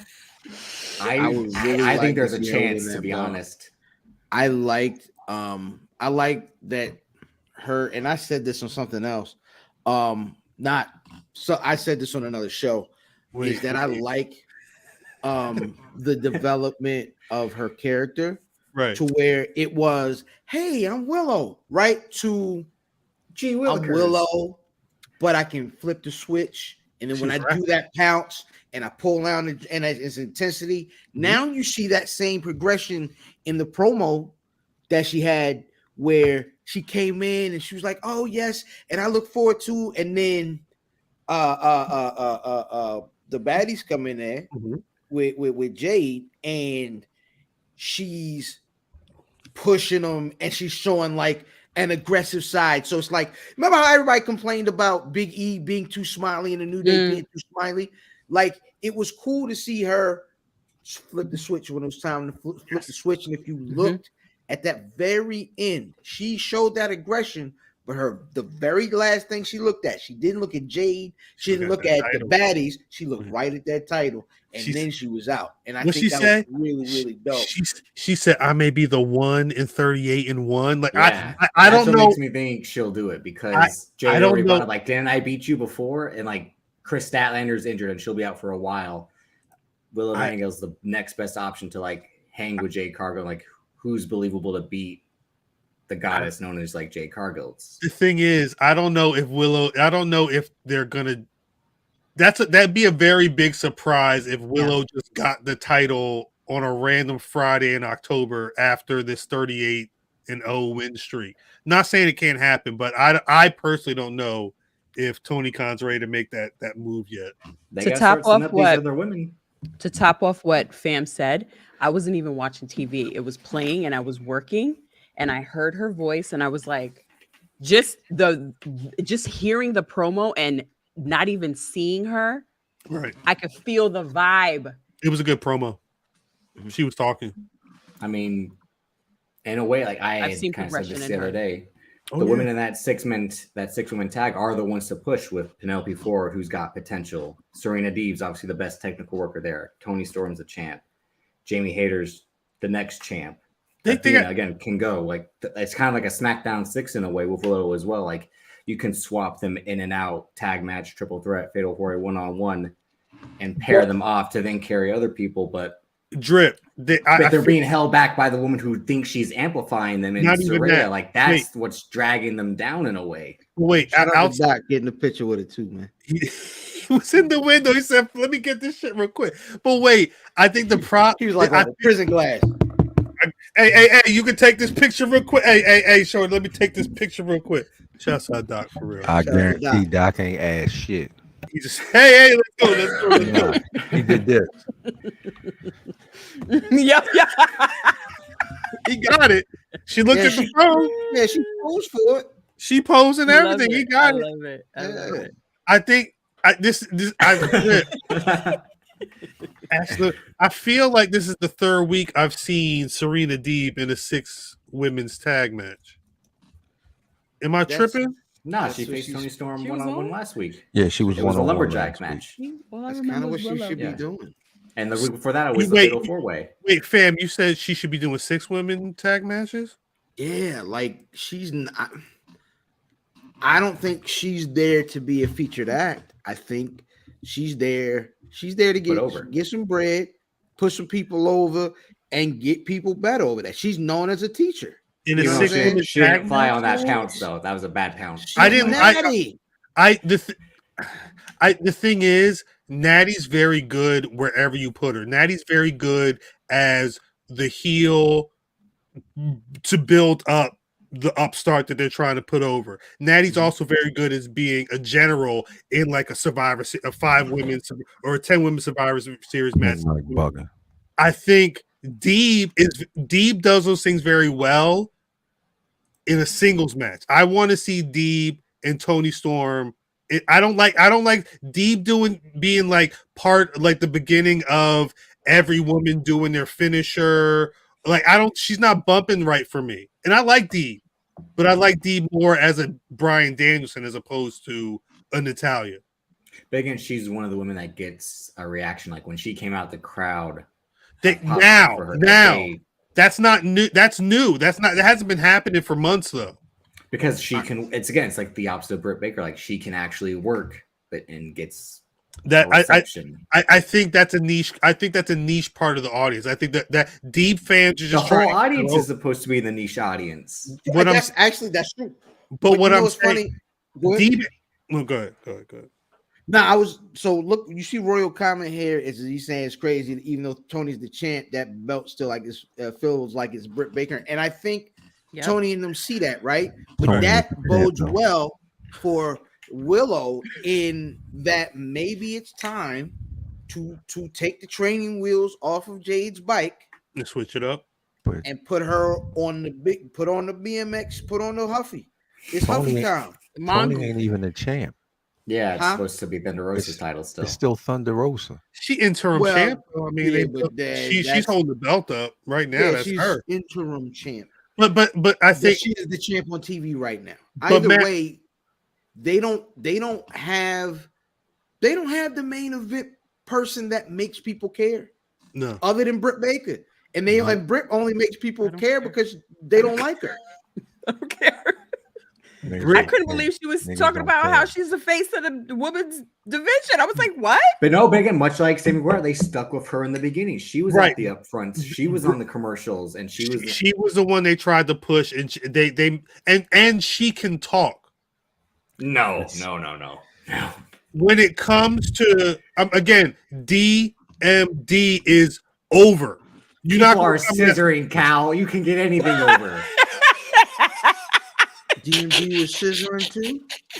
What I'm saying is I don't think you scissor with the D. I think that's a different. scissoring is over like the crotch chop is over. If you're a 13-year-old boy that just Let's not go plays that with- far. That shit is- Let's not go That shit is that ass. far. Tony, no, There's that nobody. If you go to the hallway, the next time I see you, fam, I'm going like this. but that's what he in your mouth. No, wait.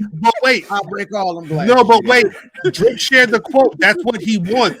Tony Fam, Khan get your said. fucking hands up. Tony Khan said, I want the Wednesday night they'll see the National Scissoring Day, and Thursday they'll be in the hall scissoring or whatever like that. He said that. That's the I've- intent. I I've had a never- dream I've that never looked at kids. I've never looked at Tony Khan as being a genius. Nope, never. Don't put where I didn't say that though. I'm not Or- saying What I'm saying is, sit.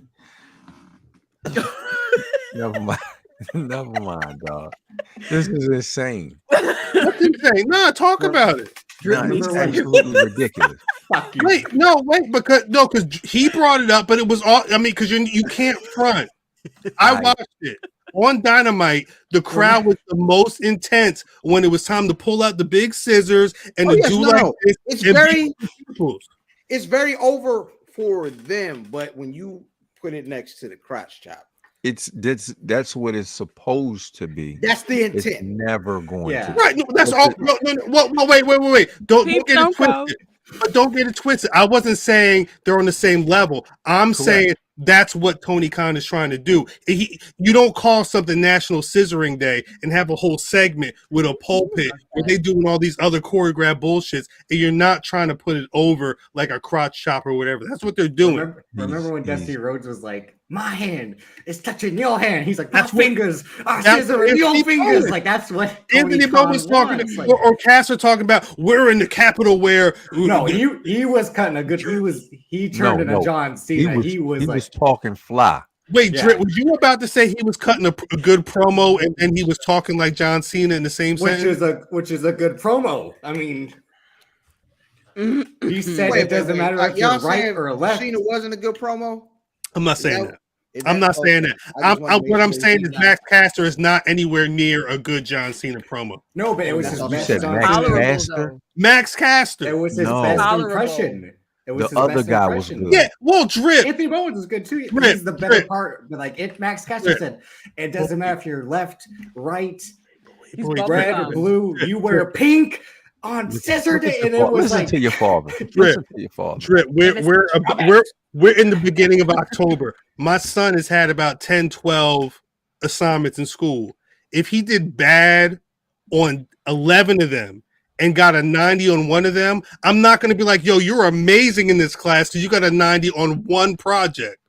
When you shitted on the other, he looked good in that one promo. But I think that was his point. I think his point was just that he did good in that one promo. He didn't say he was a great promo in general.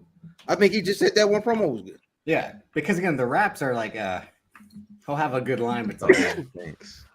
I didn't. The thing is, I didn't see Max Caster's part outside of. I was going to say I didn't agree that that he was good. No, I don't I think. thought Bowens was great. I like Yeah. Bones more than Caster. I like Bones more than Caster last night. If I'm being honest, but Bowens has been more of a He's the talker. Yeah. He gets the crowd hype a lot. Mind you, Max He's Caster one who usually takes the mic and like screams, like he got the Bowens, scissor over. when Bowens did the backstage promo, right? When he was back there, Wow. yeah, that was a promo. That was one of the best AEW promos I've ever seen. Period. No, and I believe. meanwhile, the whole time Matt is like, this shit stinks. And Drift's like, yo, I'm for Max Caster. No, I specifically. No, Banks loves Max Caster. I'm if just it- saying that if was a it- good promo last If it night. makes its way on Black Rasslin's Instagram, I thought it was dope, and it was on the Instagram, and then I pulled it back because it's everywhere else. It's retweeted on the Black Rasslin Twitter. That means I thought it was dope. Interesting. But And carry then on. It was And as they- good as that like entertainment segments like AEW can put on. Like last week they had the Jericho celebration and that shit was garbage. This week they had people come out and Billy Gunn gift them giant golden scissors and it worked. And then the lamest man in wrestling comes out with an actual rock. And it's like rock, like get pulled the a rock out fuck of his out of hand. here. Like He said this is a rock piece of scissors. Are you kidding me? He showed up to the arena. This ain't got nothing to do with nothing. no, he went outside like drip. see a rock out. Wait, Drip. In the fictional world of pro wrestling, my man said today is National Scissoring Day at the arena. Let me go to the creek. Shout out that- Creek. That rock was softball size. Piece of Creek, my favorite DJ, one of my favorite DJs. That rock was softball size. He somehow found a way to slide that in his jeans, Hey, to walk around Yeah, for an hour and if 15 you've ever minutes. been a and be middle like- schooler, Stop he it. said, if you ever been a middle schooler, you understand exactly. They've been rocked up in their jeans before. "Rock, I can't come to the front of the class today. rock." No, wait. I didn't put the rock in my jeans. The rock No, was but already wait, in Sam, my- think about this. Okay. Sam, think about this. Add on. He was rocked up and he said, yo, play my music. Play my music right now. He walked out there rocked up. Every episode. Cut a 5-minute promo. You're outta rocked here. up. I'm rocked the fuck And up. then he pulled the rock out He pulled the rock out. on national television. Said, hey, I was I'm out of looking. here, dog. This rock, is a beat, rough- scissor. And Hey, the whole Zoe, time, I Rock feel is the actually same way listening you to this feel. like, no. I was He pulled the looking. rock out on television. No. Is this not what happened? I watched it. That's what I happened. didn't see that. You didn't see him pull the rock out his pants on television? It I said, look, can't breathe. Stop it, Cal. It was Charlie Brown. I got a rock. I got to see when Charlie Brown hits ABC. Shouts out to Charlie Brown Hollywood special. But no, that's crazy. I did not I like. got a problem with the scissors. Yeah. See, it's all full circle. Yeah, you ain't like the man. You ain't like the man coming out there rocked up, huh? I didn't like him pulling a rock out his pants. No, that's Fair crazy. enough. Fair enough. That's what was- crazy. Did you watch any That's of crazy.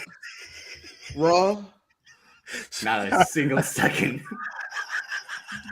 You niggas hate watched AEW, but you didn't watch Raw, which y'all supposed to Nah, like.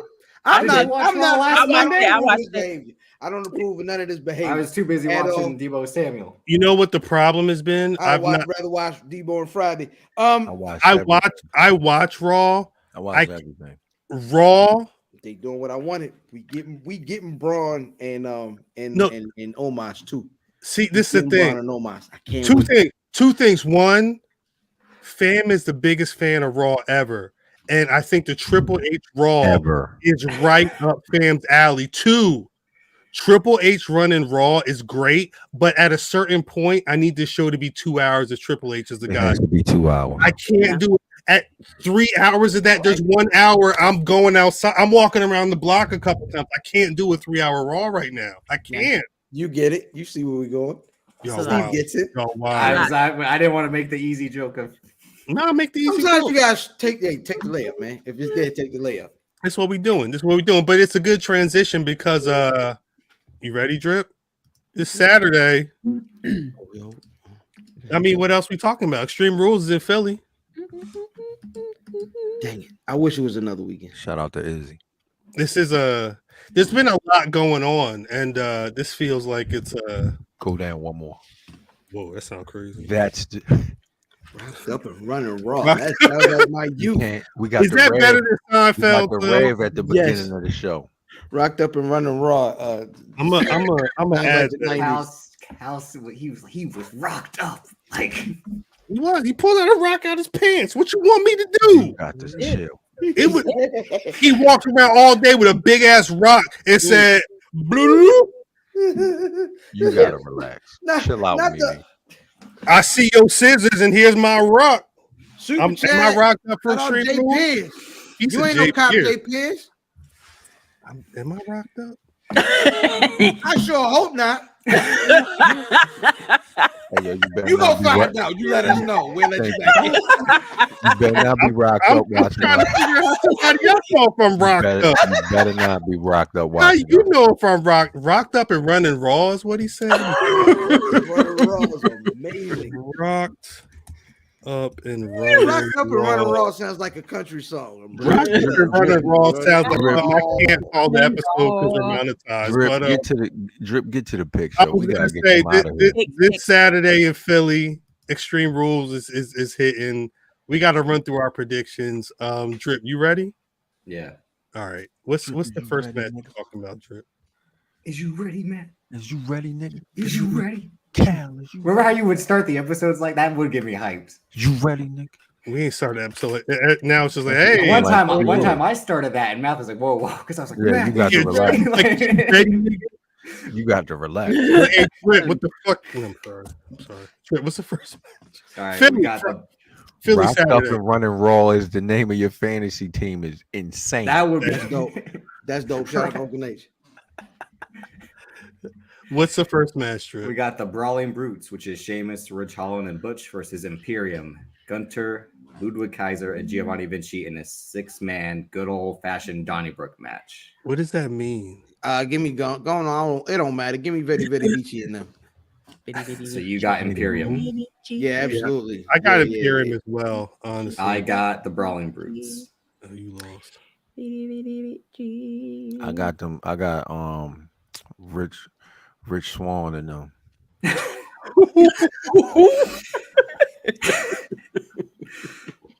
It ain't nothing Rich on Swan. it. And Mimi, you said Imperium, right? And yes, and the champ was supposed to go first, so I don't understand what's I going figured on. the champ go last. No, I just. Do you want to go first every time? I just said who got what. Oh, sure, it don't matter. All right. Next What's up, we next, got Drip? Edge versus Finn Balor in an I Quit match. Oh God! get him out of here, Finn. I got Finn Balor. Fuck around and be Edge, but I'm going with Finn. He looks I- old. I think Finn. He needs is to- old. I'm I going think with Finn- Edge. He's 48. I think Finn needs the win. He needs a win. Yeah. I Edge agree. didn't need any of the wins. This No, is I- Edge. Let's But Edge, let's see if Edge White Noise definitely is cursed. isn't winning, and I tell you why next week. Okay. I'm going with Edge. So Cal's the only one with Edge. That's fine. Lone Wolf. What's All next? right. Next up, we got Drew McIntyre versus Karrion Kross in a strap match. Wait a minute. Not the They're outta rocked here, up, dog. running. I'm out of here. Sounds about right. The strapped up, rocked up. Strapped up. Nah, strapped up more goes with Sesame Day. Anyway, keep going. I'm Who going. y'all got? I'm going Karrion Kross. I am as well. I'm going Cross. Give me your mans. Give me McEnroe. Give me McEnroe. Drew Mimi. Your Yeah, man. McEnroe. Cross can take a McEnroe loss. Who you got, Mimi? Cross. Interesting. This is gonna be an interesting. That's gonna be when the What's next, Drew? when the White Rabbit show up. Oh, that's gonna be the. Is that gonna be the tiebreaker? Ah, White Rabbit. White Rabbit probably show up in that Edge match. I saw that they hired like a whole like person that's been doing writing for like Disney Plus shows. and Yeah, Marvel comic shows. books Yeah, and stuff. Marvel He's a writer, comic book yeah. guy. Yeah. So be ready for that to take a while, or at least be more intricate than what you ever expected. Yuck. Public enemies. That's gross. All right, we got Ugh. Liv Morgan defending the SmackDown Women's Championship against Ronda Rousey in an Extreme Rules match. Ronda Rousey. I mean, Liv Morgan. Pardon. Liv Morgan, Yeah, live in the Extreme Rules only because of the Extreme Rules. Jersey. I have Liv as well. Who you got, Mimi? Mimi the Fair one enough. that said Liv. Yuck, Kofi. What about you, Cal? I'm Liv all day. All right, just Liv about to be 100 days champ. I'm just saying. I'm gonna go with And- Ronda. Damn. Oh, she's definitely losing this week. Damn. Give me my title. Give me my belt. Give me my Give title. my check. And Give this me is my so the next match. title. The next match plays into what was announced this week, which is Daniel Cormier, former UFC champ, will be the special guest referee for the Matt Riddle Seth Rollins fight pit match. I want to say I grabbed this off of They fighting WWE.com. pits. They didn't have Daniel Cormier in the image. This is what was on the site. But Yeah, this is gonna be I schmaz. never They fighting I pits. never- Riddle had that fight pit match on NXT, right? yeah, with Timothy Thatcher. What color? What he had? A blue eye joint? The pit. I got Matt Riddle winning. I'm gonna go Riddle as well. You rat bastard. I'm gonna go Riddle as well. I'm taking Seth freaking Rollins Yeah, it's Seth Rollins. in a schmaz. Does this is just a question. Does this what's the rules? It's knockout tap out, I believe. Fight pit match. Seth Rollins. It's Or like give up. It's like it's one of those three. It's like no pins, I believe. no that's the rules. It's in Yeah. like a weird cage. It looks like some man. commentator. I type know shit. I'm fast forwarding through at least the first 10 minutes So of this match. facts. I'm- So I know I'm gonna change my pick, but I'm gonna say Riddle now. Okay. But Oh, I'm going to change it when I make sure what the rules are. You better figure that shit the out. rules are instead of pinning, the only way to achieve victory is to make your opponent submit or knock out. Yeah. That's the rules. Riddle. Man, Let you Riddle. girls give up then. All right. Man, and Riddle. then Mimi, who do you have? Damn. Damn, this one is hard. I think I'm gonna go with That's why you're rocked up. Seth. Drip, you gotta walk. So Me- when you use it, it's got to be funny. That's a problem. That's a problem. Yeah, you can't just be a pervert. You can't just be a pervert. Jesus. Drip. Bro, as David Fincher says, people are perverts. What's the next match? No, that's not what You are should know. definitely a pervert. That's not gonna happen, Jade. What's the next match? All right, and our final match for the Raw Women's Get him Championship, out of here. Bianca Belair versus Bailey in a ladder match. Fuck. Is it time? Is it time? Ooh, Shit. I'm right, gonna go with right. I'm going with Bianca. Mimi, you're the champion. Oh shit. You're supposed to go first. Yeah, Mimi, you supposed to go first. I'm gonna stay loyal to my girl. Oh, this nigga's definitely losing this week. I Drip, feel it. Drip, you said Bailey? Nah, I got Bianca. Drip said Bianca. I'm going Bailey. Shit. Just like my man Steve say, I'm going with Pan with the yams Damn. from Yamage Control. I'm gonna go with Bianca. Yeah, I'm going with Bianca. Is this a ladder match, right? It's a ladder Yes. match.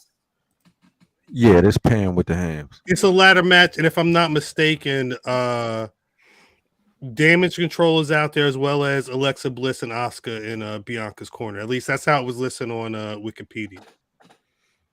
Bianca's already beaten Pam, right? Yeah. Yeah. Yeah. Whenever 3 they were times. feuding a year or so ago, I imagine. Yeah. Yeah. It's good. So that's Extreme As of Rules. right now, that is Extreme Rules. Damn. Hold on, motherfucker. What will be the the Samoan SWAT team don't wrestle? No, no? those are the 6 matches that are on the card right now. Rumor is they're supposed to come, but I don't know. Who knows? It's a Triple H era. They're only I- gonna do 6 matches. I will That's say takeover this. mentality. But wait, I will say this: Friday's going to be it's being billed as the season premiere of SmackDown, and it's also the first SmackDown where the new commentary, I believe it's Cole and Barrett, are going to be there. So if they were to announce a match, I would say, I would say watch piece of Ken Lewis. Can't got I got paid. 10 on Matt via coin toss. What he say?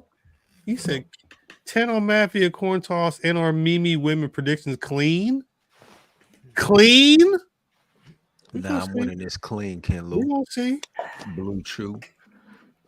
Blue Chew Lou. We gonna see. I don't believe it. What's a Donnie Brooke match? What They're is just that? gonna brawl. Brawl. Yeah, Yeah. hold up. Because I was trying to figure that out earlier because I'd be editing. And They're probably gonna have like they like kegs and The shillelaghs riotous and scene, especially one that unfolds in public, when it refers to brawl, it usually means chaotic, free for all among many people in a crowded place. Wow, I like you said, free for all. The way they describe it on WWE.com is an absolute free for all brawl with numerous weapons at every turn that guarantee a display of all out mayhem. So it's kind of just like a street fight. Remember they had the Nigerian drum match and they had like all the drums and the kendo sticks. Like this is gonna be like the Irish German version of that. It's kind of like the Irish German version of Doom versus the Four Horsemen street fight at Starrcade 91, where they all had they had their representative shirts on, cowboy boots, and then they just said you tie the one bandana around your knee. It was jeans and cowboy boots, and they just beat each other up for an hour. But it's a Donnybrook. Yeah, Kelly. What happened? Hardcore. Imperium, if they wrestle in their tracksuits, that would be pretty lit. Is Becky coming out to help Bianca set up for War Games? She shouldn't be ready till Rumble, I thought. This is the last pay-per-view before War Games, right? Yeah. I've not even thought about what the women's side is going to look like. Yeah, I imagine Damage Control. What you mean? No, I just read it wrong. Oh. When is Crown Jewel? That's October month. Is that that's this month? Yeah. It's at the end of this month. And then it's Survivor Series. Oh, it's November 5th. Yeah, okay, I thought end of this month. On that note. And then War Games is November 26th. Hey, did anybody get a chance to see The Rock's new show? No. The Territories. I saw it premiere this week. I didn't watch. It was on Memphis. Yeah. Yo, it was. They had Young Dolph on there. What? No, absolutely not. Was Joe Gotti on it? No. I thought Lawler. It was just Lawler. Jared. Domestic violence. Was it Andy Kaufman? No, that's next week. Yeah, they said that. Andy Kaufman show is next week. But they were talking about some of the wild stuff that went on backstage. Now, one of the things that has been said all week is about how Tony Khan has no control over his backstage, blah blah blah, XYZ. Through the history of wrestling, niggas then got shot, stabbed, raped backstage. I hope they didn't get raped, but domestic violence. Domestic violence on me. There's been so many types of incidents backstage at pro wrestling matches for over 50 and 60 years. So, to everybody crying that much doom and gloom over the reign of Tony Khan, just realize that ain't nothing new. Ain't nothing new. Wait. I don't think that the situation is that people think that it's new. I think it's too frequent. It's not even that it's too frequent. It's just not good business, period. True. It's just not. It's not new. It's happened in every federation. You're right. You're right. Go ahead. Listen, if I get potato, right? If I get potato in a match Extra carbs. where I'm making 10.50, I'm gonna whip your ass in the back. What you mean $10, $50? $10.50. We No, talking. Andrade's saying like hit me back hard in the ring. That's his whole thing. It's like if I not hit what you I'm hard in the ring, hit That's me not what back he's hard. That's Like, not what I'm saying. I know. I'm saying in the Memphis territories, Oh they yeah. wasn't making No. 70, 80, was making Where it $100,000. suffers the partnership. No. suffers. But All of that stuff has gone suffers. on. But wild stuff has gone on But I'm gonna whip with your niggas ass. that was making that money. But what This is- difference this does my that make? part-time job. I mean, what I'm saying is a motherfucker almost breaking your neck when you're making $10 and a motherfucker almost breaking your neck when you're making $50,000.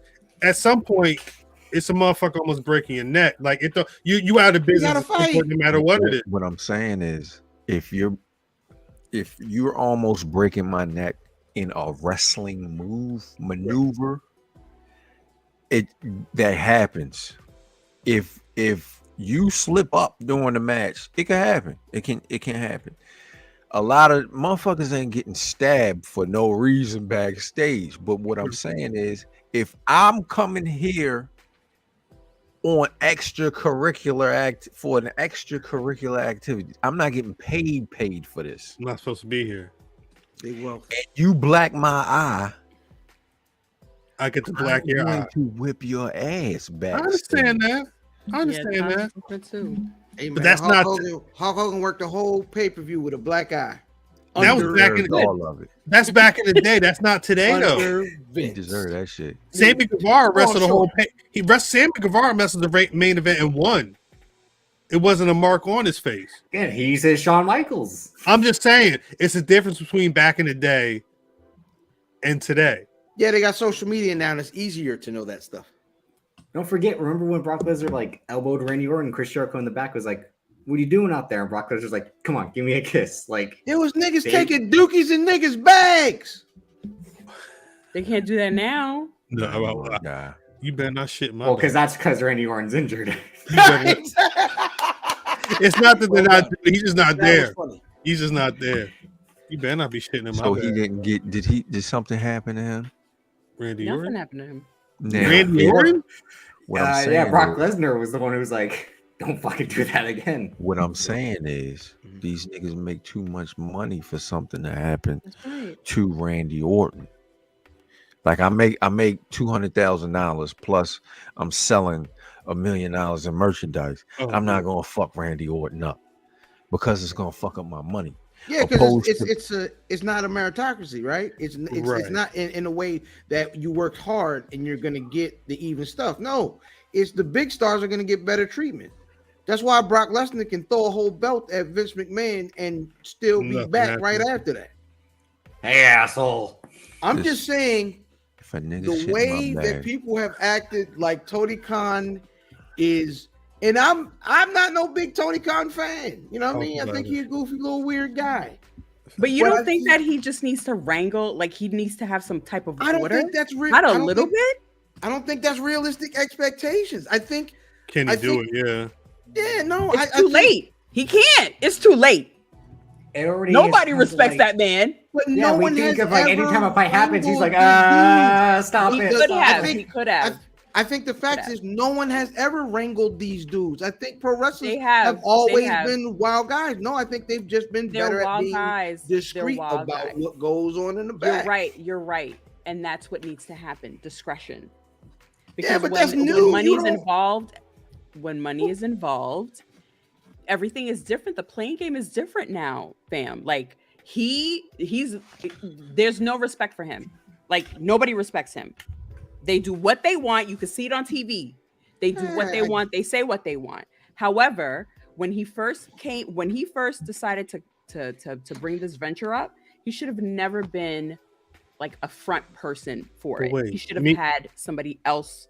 Well, he like, wasn't at basically- first. But wait, That's Mimi. what the elite was. That's what Chris Jericho and all these people at the upfronts were. It Wait, wasn't him at first. Mimi, you said discretion. Right. Tony Khan don't that's not in his vocabulary. That's right. So like what he should be doing is one thing. he's I believe this past Dynamite was the 3-year anniversary. Mhm. We've seen how he moves for 3 years. There's certain things he can do very well, and he'll very much shut. We ain't heard nothing about that CM Punk Young Bucks Omega fight after the All Out. We don't know what the fuck exactly happened. He'll shut the fuck up about that stuff. Everything else, as long as they watching the show and they buying the pay-per-view, he don't give a fuck. But Not to invest anything deeper. Yeah. I think You're right. I think the expectations a lot of times with Tony Khan is just not realistic. My thing is, it's been 3 years. There has to be some type of growth. There has to be some type of There should be. There should be. That's all I'm saying. I'm not should saying be. that shit is new. I'm not saying that, I've never heard of it before. I'm saying as a person that owns a business, that you have so much money, you can do so much more. You just Right. want to stay here on TBS? I don't. What's above TBS? What you want him to go to? He could aspire to Matthew, do bigger you're muted. things. That's what I'm saying. Like, he could be at TBS, but then aspire to go to another channel. But you're not going to go when your people are running wild. If The I not people gonna pay, will happen. always in pro wrestling. The people will always run wild everywhere. Yeah. if I pay I a don't think you nigga, understand what I'm trying to say. if I pay a nigga Disagree. upwards of $200,000 to $300,000, you gonna listen to what the fuck I'm And saying? you gonna act right. You gotta act right. If You I have pay a to. nigga- It's just me. But it kind of works the opposite of that. If you've invested that money, if that nigga wows out, you are gonna kind of be like, all right, listen, let's talk about it. The nigga that you paid $50, you can be like, hey nigga, shut Hey, up. they get out. in the ring. The problem is if I paid you $200,000-$300,000 and you wilding the fuck out and you're not listening, I'm not paying you another $200,000, That's that too. $300,000. So I'm gonna take a loss to make myself fine. feel better. Wait, That I'm is- not going to surprised. continue to take losses. That's not business. well, let me ask you a question then. So, fuck, we're so far past this. We gotta get out of here. But so you're Tony Khan. Yes. Andrade doesn't want to be there, but you got a couple of years left on the contract. Are you paying him to sit at home and do nothing, or are you letting him go because he's going to be Tony Khan. Remember, you're Tony Khan. Well, again, you're Tony Khan, but because he's going to be detrimental. Again, he went on the interview and talked shit about one of the guys on your show, Right. and then when he tweeted about it, he said, "Yo, I'll see you at the show," and then they had an altercation. But why is he in these interviews saying this? Because he What's don't want the- to be there, he don't care. Why? 'Cause you don't I mean, care. he don't care.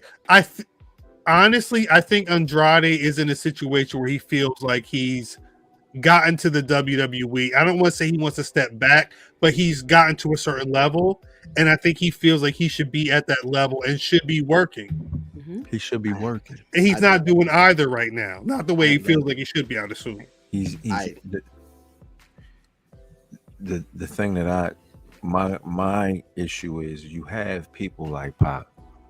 You bring in people like Will Ospreay. You bring in with the Asian homie with the fucked up haircut. Yoda. Did I get it right? No, I know that nigga name ain't Yoda. Are you talking about Shingo Takagi? Yeah, Yes. You bring Takashita in. Stop it. You bring them Takeshita. in. Takashita. That's how it looks, but it's, Nah, I know what his name is. I know what I'm gonna call him, Takashita. So you bring these motherfuckers in as international. They're international names, right? Right. You have an international name on your roster, so use this motherfucker instead of having him walk around in pajama pants all fucking show. Have this nigga wrestle and use him. That's what I perceive the issue is he's not being used. You got him with Private Party, Bizarre. and I'm not down in Private Party, but That's when bad. I look at the wrestling hierarchy or the tiers of wrestling, I will put Andrade on a different tier than I would Private Party. Word. So I would assume that his issue is that he doesn't think that he's being used correctly. So when you ask me what would I do with him, I'm gonna use this motherfucker. Mhm. When I know that you got a whole country that supports him. Mhm. So when we talking about a return just- on my investment, They just lost all their South American TV, didn't Yeah, that report came out Monday, right? Or last week? I don't fucking know. they? Yeah, I think there's I believe one South American country that still has a direct. The rest of them get some weird like AEW app. So from the Yeah, Fight TV, we gotta you get watch HBO Plus. Yeah, the same way we gotta watch like AAA or something like that, Mhm. right?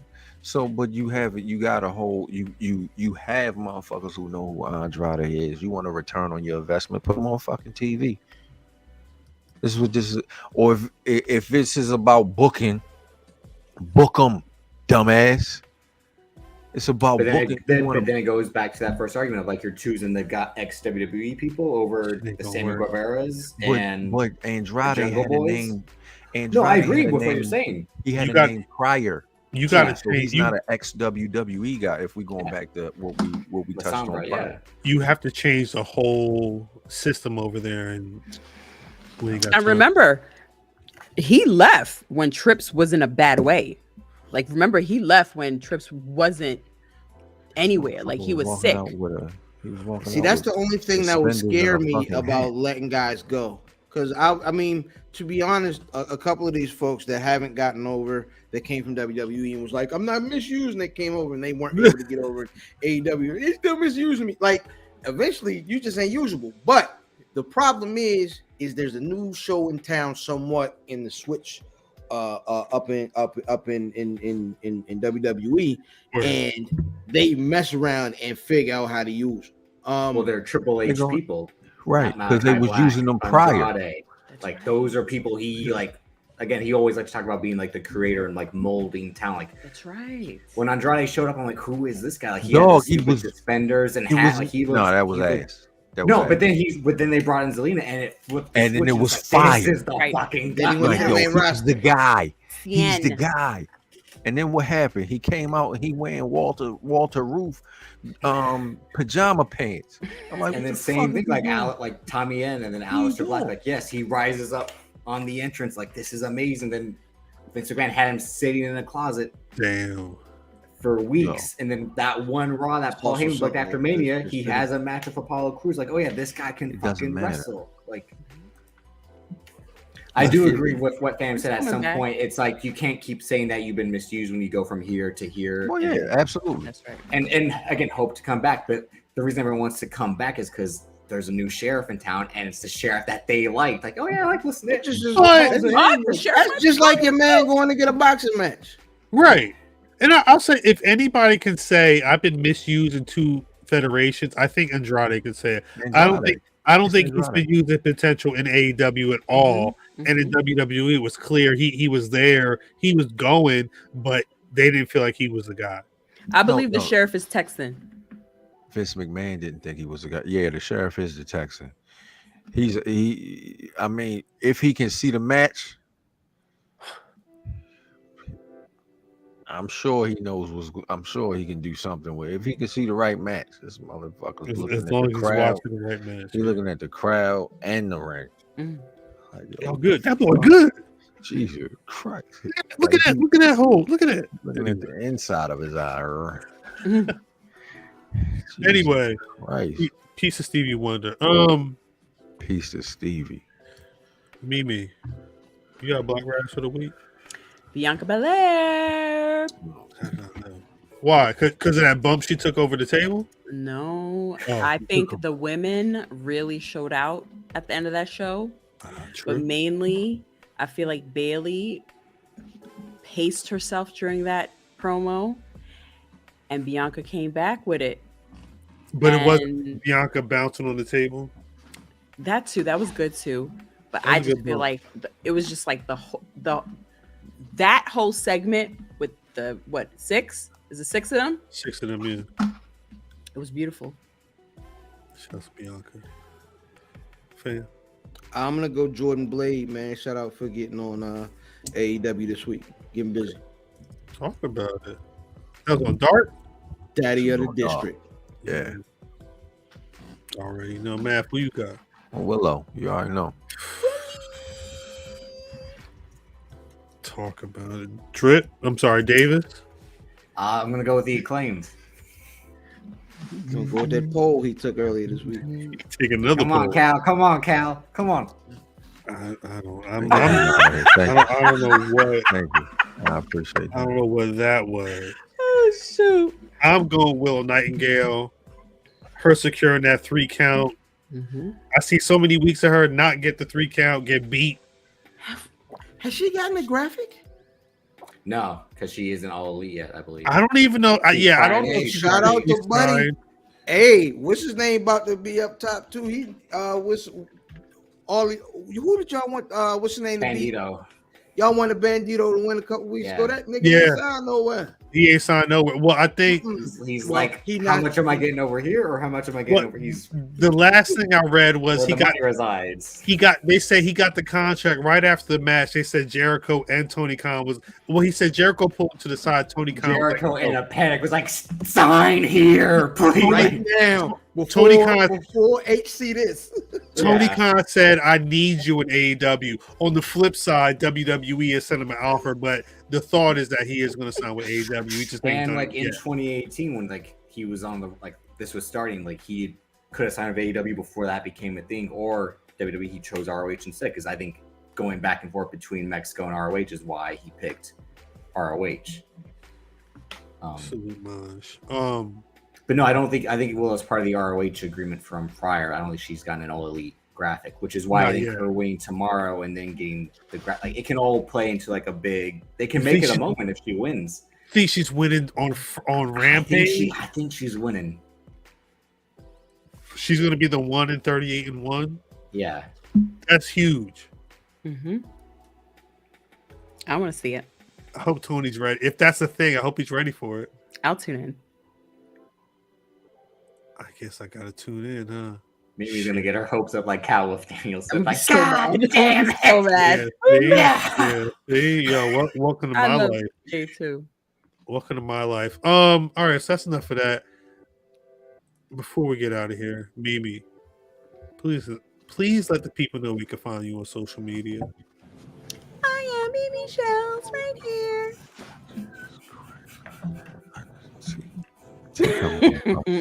This nigga dressed like a New York Yankee in her living room. That's a whole New York right And there. the You Yankee hear? Wives section. Don't get lost. Don't I lose your wish. shit. I Look at wish, that. Drip. Put it in the universe, Drip. You and the Wags. Where's that Put belt? it in the universe. Wait, Fuck Mimi, is a wag. look at my Wife belt. Look at and my Wives belt and real quick. girlfriends. Yeah. Wives My and belt girls. right there. Wives and girlfriends. Let me grab my belt real quick. Some of them there for the same player. What if I Yo, you know what I want, yo?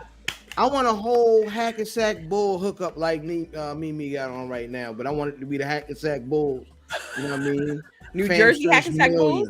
Yo, Yeah. shout out Famsters to- million. Shout out to English Town when I used to get them Bulls hookups and shit. You know what I Shout out mean? to They wasn't Leak never Mart. starter. piece of English What town? the fuck is going on right here? The whole English Town hookup. Drip, you know, Bulls, Drip, you a California boy. You don't know Yeah. nothing about English town. Niggas kept trying to tell me about English Town. I never made it. Nigga, English Town. English town's hard. English Town had Oh, the starter store. This inside sell. It was the big fleet. I used to get the trading cards out there. They had all the shit out there. Yeah, I used to get the snapbacks. yeah. It's a Nigga big look flea market. nigga look like a whole another bad creation member. Facts, Twan. If you still here, let me know if you know about English. There you go, right there. I know you know about the Peace, English Town. peace. It's a piece of English town. Izzy know. Izzy know. Antoine know. Antoine gotta know. That's why I'm asking. We in English Town, walking in the starter store. First of all, you go get you a knockwist. Get you one of them knockwists. Is it a watch or a sandwich, nigga? It's a sausage. Oh yeah, you white. out of here. You out of here. No. God, rest in peace, Uncle Dennis. Uncle Dennis used to go get the knockwists. You throw that bitch on some white bread at English Town. They throw the onions and the mustard on the whole, and then you go see, look, Toronto, and then you go to the starter store and look at all the shit you can't buy. Like, damn, that bitch $200. It's $200 and 92. You used to fuck with the Which is like with the knotwiches. I don't think I'm eating on on the that white one. bread. Them bitches was fire. The shit still had the tie on the end. Ah, nah. Then you got to chew on that hole for 75 minutes. I say, still got the butt on the end of the sausage. That's crazy. It's still the butt on the end of that hole. Hey, look. Alright, Facts. alright, You ever had the bologna? You ever had the bologna? The bologna with the red ring around the bitch? You know that bologna? Just gotta Was go. it was that Liverwurst? liverwurst? Yuck. With the red ring around the hole. Yeah. Yuck. No, the bologna with the red ring is just bologna. When you would just chew the ring. You just gotta take it off, but then you gotta you take the ring off, but then you like it's fucking string You walk cheese. outside, you chewing that bitch. It still got bologna on it. gotta get all that extra. I'm not just You and that niggas like, yo, what you chewing, a straw? Amazon. And then you pull that motherfucker, you pull that long ass string. Like, yo, what the fuck is that? Bologna. Yeah, yo, that don't just See, look, Toronto. meat product. Yeah. I hate y'all so And it much. just it's not a long string, it's just a circle. So it That just shit keep pulling. disgusting. Just dog. keep pulling. Like a bike chain. You Yo. pull it and then you stop and you Listen, my grandmama used to buy the fuck out of that and barbecue loaf. nigga put that on the What? gas. I What is never that? had the barbecue loaf. I'm not Barbecue even- loaf was I would fire. never eat What's that? I I don't don't like know. how it look, yo. It was a loaf with barbecue this on the is end of supposed it. to be the end of the show conversation. Yeah, nah, Shit was I'm not. fire. The shit was Yeah, nah. that shit used to be fire, yo. Nah, you know, your bologna and cheese sandwich, little mayo on there, Miracle Whip. You know what I mean? Miracle Whip. Yeah, The Miracle Whip on the whole. yeah. Want no regular mayonnaise on the sandwich? On some No, I bread. throw all that shit on there. I ain't know it was a difference until niggas was like, yo, you using salad dressing? Like, bitch, this mayonnaise. Miracle Whip. Yeah, Yeah. Mayonnaise. Yeah. Damn. It's funny because both sides of my family did that. It wasn't just one because sometimes it's just one side. But nah, yeah, you gotta go and get it right. Fam. I had a Best Foods once. I'm like, what is like? This isn't mayonnaise. Like, Foods. Fam. What the I'm fuck like, is best food? Hellman's. Fam, The where real mayonnaise. people can find you on social media. No, we ain't going nowhere, nigga. Y'all yo. not keep me here talking We about still got fucking 8 minutes. bologna sandwiches and red rings and shit. Nah, where you We at? got 8 fam? minutes left. Hey man, IlFam79 on all social media. Way more importantly, at Where's Buffy on all social media. At Where's Buffy, Where's Buffy.com, Where's Buffy on YouTube, right? Something else at Something Else Pod. No G, because we all the G that you need. Shout out to Lovely. And of course, you know, catch me around you. You know what I mean? Doing this and that. And, you know what I mean? Catch my partner, me and my partner Tone Brown getting busy, you know what I mean? Telling y'all all the matches, you know what I'm saying? Lawrence yo, Taylor, Bam Bam Bigelow. Hey man, all the matches that you know that matter to the culture. Gonna on check it out. Pay the 1, pay the 10. See, this is what I tell you. We still got 7 minutes. Watch this. So 7. I went to the motherfucking doctor, right? Story time. And the nigga, Cal's like, I'm done. the nigga sit down in front of me. And he like, all right, stand up, drop him. Hey nigga, what your hands out for? Rock hard. Hey. It's rock And this up. the first time I was just like, Rock up. because he had his hands out. And I was like, what the fuck are you doing with those? How He's big you like, think no. these gonna be? Stand up and drop your pants. It is what it is. Okay. Wait. He said it is what it is. No, that's what I said. Nigga. It is what it You is. said he said drop your pants, and you said it is what it is. I'm with the doctor. Nigga, I didn't. You said it is what it is. What that mean? When I see his hands like He this, said a super chat. Super chat. it is. Hours. It is what it is. I don't know if I believe that. Huh? Just keep going, cuz. Just keep going. It's my goddamn doctor, nigga. It is when he say drop him. Okay. It is what it is. Let me drop. I just don't know how far that extends, but keep going. It don't extend past what my insurance. You said it is what it is. A motherfucking checkup. Keep going. I don't know how much your insurance pay for. So That's not bad. the nigga grabs my balls. See, my insurance don't pay for that. You just ain't been in a while. So Go on, call. Let me see. Make sure you gotta make sure everything's still just round. You want to know in your nuts. he holding these bitches like he them joints together shopping like for fruit. hamburger patties. Just Like he Roll them. like he's shopping for fruit. So and this is what he does. This is what he does. This is what he do. Ew. Oh, these are healthy.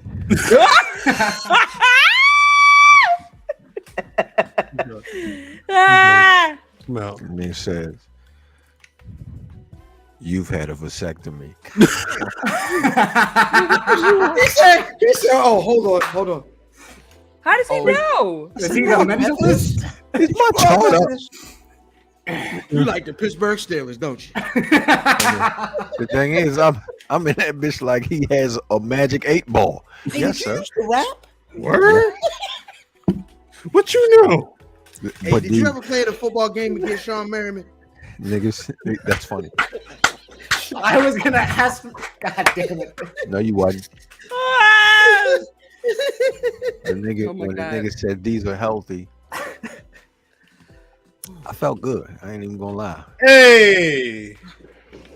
Yup, Oh my god! that's it. That's the story. Do nigga. you like That's the it. Pittsburgh Don't Steelers? follow me. Good shit. Don't follow me. Follow me. I'm healthy. Tell baby. you your whole life just by like. Yeah, you got a cousin named Earl. I said on both sides, nigga. On both sides. So, and he did just like this. Yeah, you're right. Hate y'all. I can't. You're a funny guy, man. Hate y'all. Hate y'all so much. I'm out of here. No, Ah, fuck Trip. you, the Joe. way you tell a story, it's not. Trip. Get out of here. God damn. Oh, God damn. Shout out to the chat. White Noise every weekend on the Patreon, also every weekend on the YouTube, along with something else like Fam said, along with Words Buffy, along with clips from past episodes, the whole archive. Run those back. Best volumes. You can follow me on Twitter at Davis, aka Drip, Instagram Davis Coleman DC, Banks versus Davis on YouTube, Banks versus Davis Patreon. That's it. Yeah. I'm Matt Callan. This is a good episode. Shouts out Caprice Coleman. Yes. Yes. Shouts out to chat. Shouts out to y'all, like for real. I don't. Anyway, I'm at Cal on Twitter, at Black Rasslin on Twitter, Facebook, These and are healthy. Jeez. BlackRasslin.com is the website. But as always, you find Black Rasslin on Spotify, Apple Podcast, I swear to God, when I see Vin, I'm gonna fight this nigga. wherever you get your podcast. I swear to God, we there. With Vinny. Most importantly, youtube.com/Black Rasslin every Thursday night, 8:35 p.m. Eastern Standard Time. You can find insanity like this and more. 5 mics as always. If you're watching this on YouTube and we made you laugh once, I know we did because my brother's up here crying. From the start to the end. Hit the like button. Make sure you hit that subscription button. And when you see one of our videos coming up, hit that notification bell so you know when we're going to be dropping. Something Else Pod every Wednesday, 11:11. Black Watch every Monday. Buffy podcast every Friday. What'd you say, man? No, you gotta let them know that we might space at any time. I was about to say. Spaces really just happened. He really said, "Oh, I'm so about 6 o'clock. We about to go into Spaces. All right, we're going to talk about this. Like, all right, we about to go into Spaces." So, if you're not in tune with Black Rasslin, you playing yourself because it's always a good conversation, always a bunch of comedy. But again, a lot of real talk. I'm gonna get the hell out of here. Hopefully, this title you see over We here got a minute left. is gonna be around my waist next week. But until then, we're gonna leave y'all with. Damn, do I have a good fuck? We're gonna go with New Jack. Y'all have a good one. Like me or not, I didn't come up here to be liked. I came up here to get paid.